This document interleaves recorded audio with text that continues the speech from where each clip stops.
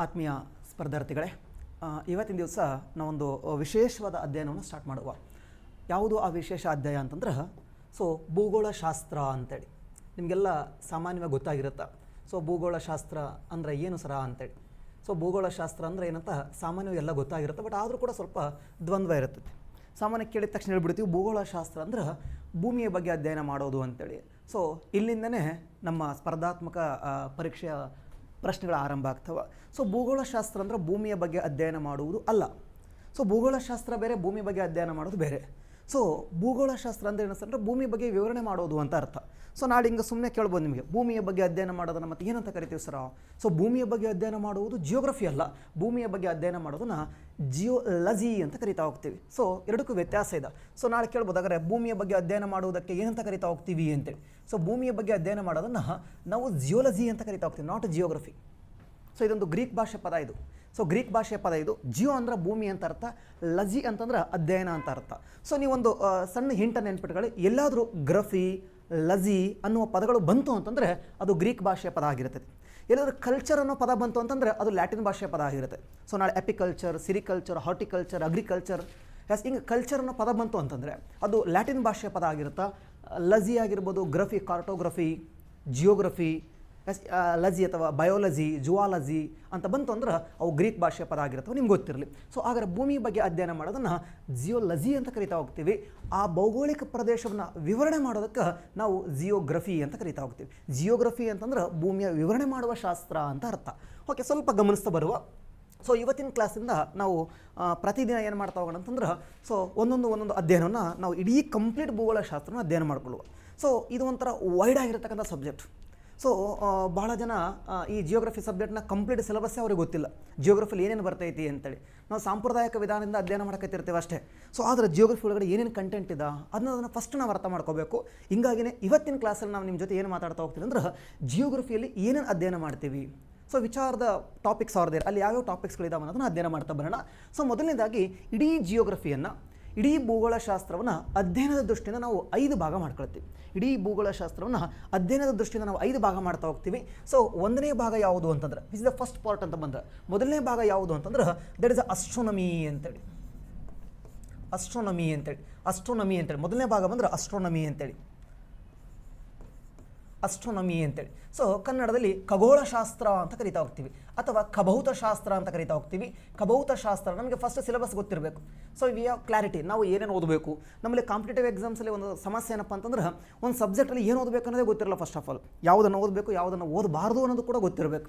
ಹಿಂಗಾಗಿ ಫಸ್ಟ್ ಇವತ್ತಿನ ಕ್ಲಾಸಲ್ಲಿ ನಾವೇನು ಮಾಡುವ ಅಂತಂದರೆ ನಾವೇನು ಮಾಡುವ, ಇವತ್ತು ಏನು ಅಧ್ಯಯನ ಮಾಡಬೇಕು, ವಾಟ್ ಇಸ್ ದ ಜಿಯೋಗ್ರಫಿ ಒಳಗಡೆ ಏನೇನು ಕಂಟೆಂಟ್ಗಳಿದಾವೆ ನಿಮ್ಗೆ ಗೊತ್ತಾಗಬೇಕು. ನಾನು ಎಷ್ಟು ಓದಿದ್ದೀನಿ ಅಂತೇಳಿ. ಯಾವುದೋ ಒಂದು ಟಾಪಿಕನ್ನು ಓದ್ತಾ ಇದ್ದೀರಾ ಅಂತ ಅಂದ ತಕ್ಷಣ ಫಸ್ಟ್ ನಿಮ್ಮ ಮೈಂಡ್ ಒಳಗಡೆ ನಾನು ಎಷ್ಟು ಟಾಪಿಕ್ಸ್ಗಳನ್ನು ಕವರ್ ಮಾಡಬೇಕು, ಇನ್ನು ಎಷ್ಟು ಟಾಪಿಕ್ಸ್ಗಳನ್ನು ಓದೋವಿದ್ದಾವೆ, ನಾನು ಎಷ್ಟು ಟಾಪಿಕ್ಸ್ಗಳು ಪರ್ಫೆಕ್ಟ್ ಆಗಿದ್ದೀನಿ, ಇನ್ನು ಪರ್ಫೆಕ್ಟ್ ಆಗಿರ್ತಕ್ಕಂಥ ಸಬ್ಜೆಕ್ಟ್ಗಳ ಎಷ್ಟು ಕಾನ್ಸೆಪ್ಟ್ಗಳು ಎಷ್ಟಿದಾವೆ ಅವನ್ನೆಲ್ಲ ಅರ್ಥ ಮಾಡ್ಕೋಬೇಕು. ಅದರೊಳಗಡೆ ಫಸ್ಟ್ ನಾವು ಜಿಯೋಗ್ರಫಿಯಲ್ಲಿ ಫಸ್ಟ್ ಅಧ್ಯಯನ ಮಾಡಬೇಕಾಗಿರೋದು ಖಭೌತಶಾಸ್ತ್ರ ಅಂತ. ನೋಡಿರಿ, ಇದನ್ನು ಖಭೌತಶಾಸ್ತ್ರ ಅಸ್ಟ್ರೋನಮಿ ಅಂತ ಏನು ಕರಿತಾ ಹೋಗ್ತೀವಲ್ವ, ಬಹಳ ಜನರಿಗೆ ಅಸ್ಟ್ರೋನಮಿಗೂ ಮತ್ತು ಫಿಸಿಕಲ್ ಜಿಯೋಗ್ರಫಿಗೂ ವ್ಯತ್ಯಾಸ ಗೊತ್ತಿಲ್ಲ. ಫಿಸಿಕಲ್ ಜಿಯೋಗ್ರಫಿ ಬೇರೆ, ಅಸ್ಟ್ರೋನಮಿ ಬೇರೆ. ಫಿಸಿಕಲ್ ಜಿಯೋಗ್ರಫಿ ಹೆಸರು ಹೇಳುತ್ತದೆ it's A part of geography ಅಂತೇಳಿ. ಬಟ್ ಅಸ್ಟ್ರೋನಮಿ ಅಂತಂದ್ರೆ ಇದು ಜಿಯೋಗ್ರಫಿಯ ಭಾಗ ಅಲ್ಲ, ಇದು ಭೌತಶಾಸ್ತ್ರದ ಒಂದು ಭಾಗ. ಆದ್ರೆ ನಾವು ಜಿಯೋಗ್ರಫಿಯ ಭಾಗವಾಗಿ ಅಧ್ಯಯನ ಮಾಡ್ತೀವಿ ಅಷ್ಟೇ. ಯಾಕಂದ್ರೆ this is the pillar of the next geography concepts. ನಮಗೆ ಮುಂದೆ ಬರುವ ಜಿಯೋಗ್ರಫಿ ಕಾನ್ಸೆಪ್ಟ್ಗಳು ಅರ್ಥ ಆಗಬೇಕಂದ್ರೆ ಗೊತ್ತಾಗಬೇಕು. ಎಲ್ಲಿನೋ ಅನ್ನೋದು ಅರ್ಥ ಆಗಬೇಕಂದ್ರೆ ಇದು ನಮಗೆ ಗೊತ್ತಾಗಬೇಕು. ಲಾನಿನೋ ಅನ್ನೋದು ಅರ್ಥ ಆಗಬೇಕಂದ್ರೆ ಇದು ನಮಗೆ ಗೊತ್ತಾಗಬೇಕು. ಎನ್ಸೋ ಅನ್ನೋದು ಅರ್ಥ ಆಗಬೇಕಾದ್ರೆ ಇದು ನಮಗೆ ಗೊತ್ತಾಗಬೇಕು. ಲ್ಯಾಂಡ್ ಫಾರ್ಮ್ಸ್ಗಳು ಅರ್ಥ ಆಗಬೇಕಾದ್ರೆ ಇದು ನಮಗೆ ಗೊತ್ತಾಗಬೇಕು. ಇಂಡಿಯನ್ ಕ್ಲೈಮ್ಯಾಟಾಲಜಿ ಅರ್ಥ ಆಗಬೇಕಾದ್ರೆ ಇದು ನಮಗೆ ಗೊತ್ತಾಗಬೇಕು. ಕೋಪನ ವಾಯುಗುಣ ವರ್ಗೀಕರಣ ಅರ್ಥ ಆಗಬೇಕಾದ್ರೆ ಇವು ನಮಗೆ ಗೊತ್ತಾಗಬೇಕು. ಬಟ್ ಇದನ್ನು ಗೊತ್ತಿಲ್ಲದಂಗೆ ನಾವು ನೇರವಾಗಿ ಸಾಗರ ಜಿಯೋಗ್ರಫಿ ಅಧ್ಯಯನ ಮಾಡ್ಕೊಂತ ಹೋದ್ರೆ ಅರ್ಥ ಆಗಲ್ಲ. ಹಿಂಗಾಗಿ ನಾವು ಇದನ್ನು ಅಧ್ಯಯನ ಮಾಡ್ಕೊಳ್ಳುವ. ಇದ್ರ ಒಳಗಡೆ ನಾವು ಏನೇನು ಸ್ಟಡಿ ಮಾಡ್ತೀವಿ ಸರ್? ಹಾಗಾದ್ರೆ ಈ ಒಂದು ಭೌತಶಾಸ್ತ್ರದ ಒಳಗಡೆ ಫಿಸಿಕಲ್ ಜಿಯೋಗ್ರಫಿ ಫಸ್ಟ್ ಭಾಗ, ಫಿಸಿಕಲ್ ಜಿಯೋಗ್ರಫಿ. ಆ್ಯಂಡ್ ಅಗೇನು ಇದು ಮುಗಿದ ಮೇಲೆ ಅಸ್ಟ್ರೋನಮಿ ಮುಗಿದ ಮೇಲೆ, ಖಭೌತಶಾಸ್ತ್ರ ಮುಗಿದ ಮೇಲೆ, ಖಗೋಳಶಾಸ್ತ್ರ ಅಂದ್ರೆ ಒಂದೇ, ಖಭೌತಶಾಸ್ತ್ರ ಅಂದ್ರೆ ಒಂದೇ. ಹಾಗಾದ್ರೆ ಎರಡನೇದು ಬರ್ತಾ ಹೋಗೋಣ. ಎರಡನೇದು ಯಾವುದಪ್ಪ ಅಂದ್ರೆ ಫಿಸಿಕಲ್ ಜಿಯೋಗ್ರಫಿ ಅಂತೇಳಿ. ಎರಡನೇದು ಫಿಸಿಕಲ್ ಜಿಯೋಗ್ರಫಿ ಅಂತೇಳಿ. ಪ್ರಾಕೃತಿಕ ಭೂಗೋಳಶಾಸ್ತ್ರ ಅಂತ ಕರಿತಾ ಹೋಗ್ತೀವಿ, ಪ್ರಾಕೃತಿಕ ಭೂಗೋಳ ಅಂತ ಕರಿತಾ ಹೋಗ್ತೀವಿ. ಎರಡಕ್ಕೂ ವ್ಯತ್ಯಾಸ ಇದೆ. ನಾನು ಅವಾಗಲೇ ಹೇಳ್ತಾ ಹೋದೆ, ಜಿಯೋಗ್ರಫಿ ಪ್ರಾಕೃತಿಕ ಭೂಗೋಳಶಾಸ್ತ್ರನೇ ಬೇರೆ, ಅಂಡಾಗೇನು ಅಸ್ಟ್ರೋನಮಿ ಅಂದ್ರೆ ಬೇರೆ. ಇದ್ರೊಳಗಡೆ ಏನಿದೆ ಆಮೇಲೆ ನಾವು ಡೀಟೇಲಾಗಿ ಅಧ್ಯಯನ ಮಾಡ್ಕೊಳ್ಳುವ. ದಿನ್ ಅಗೇನ್ ಇದು ಆದಮೇಲೆ ಮೂರನೇ ಪಾಯಿಂಟ್ ಯಾವುದಿದೆ ಅಂತಂದ್ರೆ ವಿ ಡಿಸ್ಕಸ್ ವರ್ಲ್ಡ್ ಜಿಯೋಗ್ರಫಿ ಅಂತೇಳಿ. ವರ್ಲ್ಡ್ ಜಿಯೋಗ್ರಫಿ, ಪ್ರಪಂಚದ ಭೂಗೋಳಶಾಸ್ತ್ರ ಅಂತೇಳಿ. ಪ್ರಪಂಚದ ಭೂಗೋಳಶಾಸ್ತ್ರ, ವರ್ಲ್ಡ್ ಜಿಯೋಗ್ರಫಿ, ಪ್ರಪಂಚದ ಭೂಗೋಳಶಾಸ್ತ್ರನ ಸ್ಟಡಿ ಮಾಡ್ತಾ ಹೋಗ್ತೀವಿ. ಪ್ರಪಂಚದ ಭೂಗೋಳಶಾಸ್ತ್ರನ ಸ್ಟಡಿ ಮಾಡ್ತಾ ಹೋಗ್ತೀವಿ. ಪ್ರಪಂಚದ ಭೂಗೋಳಶಾಸ್ತ್ರ ಆದಮೇಲೆ 4ನೇ ಭಾಗವಾಗಿ ನಾವು ಇಂಡಿಯನ್ ಜಿಯೋಗ್ರಫಿ ಅಂತ ಕರಿತಾ ಹೋಗ್ತೀವಿ. ಸೊ ನಾವು ಸುಮ್ಮನೆ ಇಂಡಿಯನ್ ಜಿಯೋಗ್ರಫಿ ಅಂತ ಕರಿತೀವಿ, ಬಟ್ ಆ್ಯಕ್ಚುಲಿ ನಾವು ಕರೆಕ್ಟಾಗಿ ಯೂಸ್ ಮಾಡಬೇಕಂದ್ರೆ ಜಿಯೋಗ್ರಫಿ ಆಫ್ ಇಂಡಿಯಾ ಅಂತ ಯೂಸ್ ಮಾಡಬೇಕು. ಬಟ್ ನಾವು ಎಕ್ಸಾಮ್ ಪರ್ಪಸ್ ಆಗಲ್ವಾ ಇಂಡಿಯನ್ ಜಿಯೋಗ್ರಫಿ ಅಂತಂದ್ರೆ ತಪ್ಪಾಗಲಾರ್ದು. ಬಟ್ ಅಥೆಂಟಿಕೇಟ್ ವರ್ಡ್ ಯಾವುದಪ್ಪ ಅಂದ್ರೆ ಜಿಯೋಗ್ರಫಿ ಆಫ್ ಇಂಡಿಯಾ ಅಥವಾ geography of Karnataka, geography of world ಅಂತ ಯೂಸ್ ಮಾಡಬೇಕು. ಬಟ್ ಇಲ್ಲಿ ನಾನು ನಿಮ್ಗೆ ಅರ್ಥ ಮಾಡಿಸೋ ದೃಷ್ಟಿಯಿಂದ ಈ ಪದಗಳನ್ನು ಯೂಸ್ ಮಾಡ್ತಾ ಇದ್ದೀನಿ. ಸೊ ಇಂಡಿಯನ್ ಜಿಯೋಗ್ರಫಿ ಭಾರತದ ಭೂಗೋಳವನ್ನು ಅಧ್ಯಯನ ಮಾಡ್ತಾ ಹೋಗ್ತೀವಿ. ಸೊ ಭಾರತದ ಭೂಗೋಳವನ್ನು ಅಧ್ಯಯನ ಮಾಡ್ತಾ ಹೋಗ್ತೀವಿ. Then again one more topic is there, ಕರ್ನಾಟಕದರಾಗಿದ್ದು ನಮ್ಮ ಕರ್ನಾಟಕದ ಬಗ್ಗೆ ಹೆಚ್ಚು ಪ್ರಾದೇಶಿಕ ಜ್ಞಾನದ ಅವಶ್ಯಕತೆ ಇದೆ. ಹಿಂಗಾಗಿನೇ ಸೊ ದೆನ್ ಕರ್ನಾಟಕ ಜಿಯೋಗ್ರಫಿಯನ್ನು ಅಧ್ಯಯನ ಮಾಡ್ತಾ ಹೋಗ್ತೀವಿ. ಕರ್ನಾಟಕದ ಭೂಗೋಳವನ್ನು ಅಧ್ಯಯನ ಮಾಡ್ತಾ ಹೋಗ್ತೀವಿ. ಸೊ ಒಟ್ಟಾರೆಯಾಗಿ 5 ಭಾಗಗಳಿದಾವೆ. ಸೊ ಇನ್ನೊಂದು ಭಾಗ ಇದೆ ಅಂತಾರಾಷ್ಟ್ರೀಯ ಸಂಬಂಧಗಳು ಅಂತ ನಾವು ಅಧ್ಯಯನ ಮಾಡ್ಬೋದು. ಬಟ್ ಅದನ್ನು ನಾವು ಇಷ್ಟು ಫಸ್ಟ್ ಬೇಸಿಕನ್ನು ಅರ್ಥ ಮಾಡ್ಕೊಂಡು ಆಮೇಲೆ ಅಂತಾರಾಷ್ಟ್ರೀಯ ಸಂಬಂಧಗಳನ್ನು ಅಧ್ಯಯನ ಮಾಡ್ಕೊಳ್ಳುವ. ಯಾಕಂದರೆ ಅಂತಾರಾಷ್ಟ್ರೀಯ ಸಂಬಂಧಗಳು ದಿನ ಚೇಂಜ್ ಆಗ್ತಿರ್ತವೆ.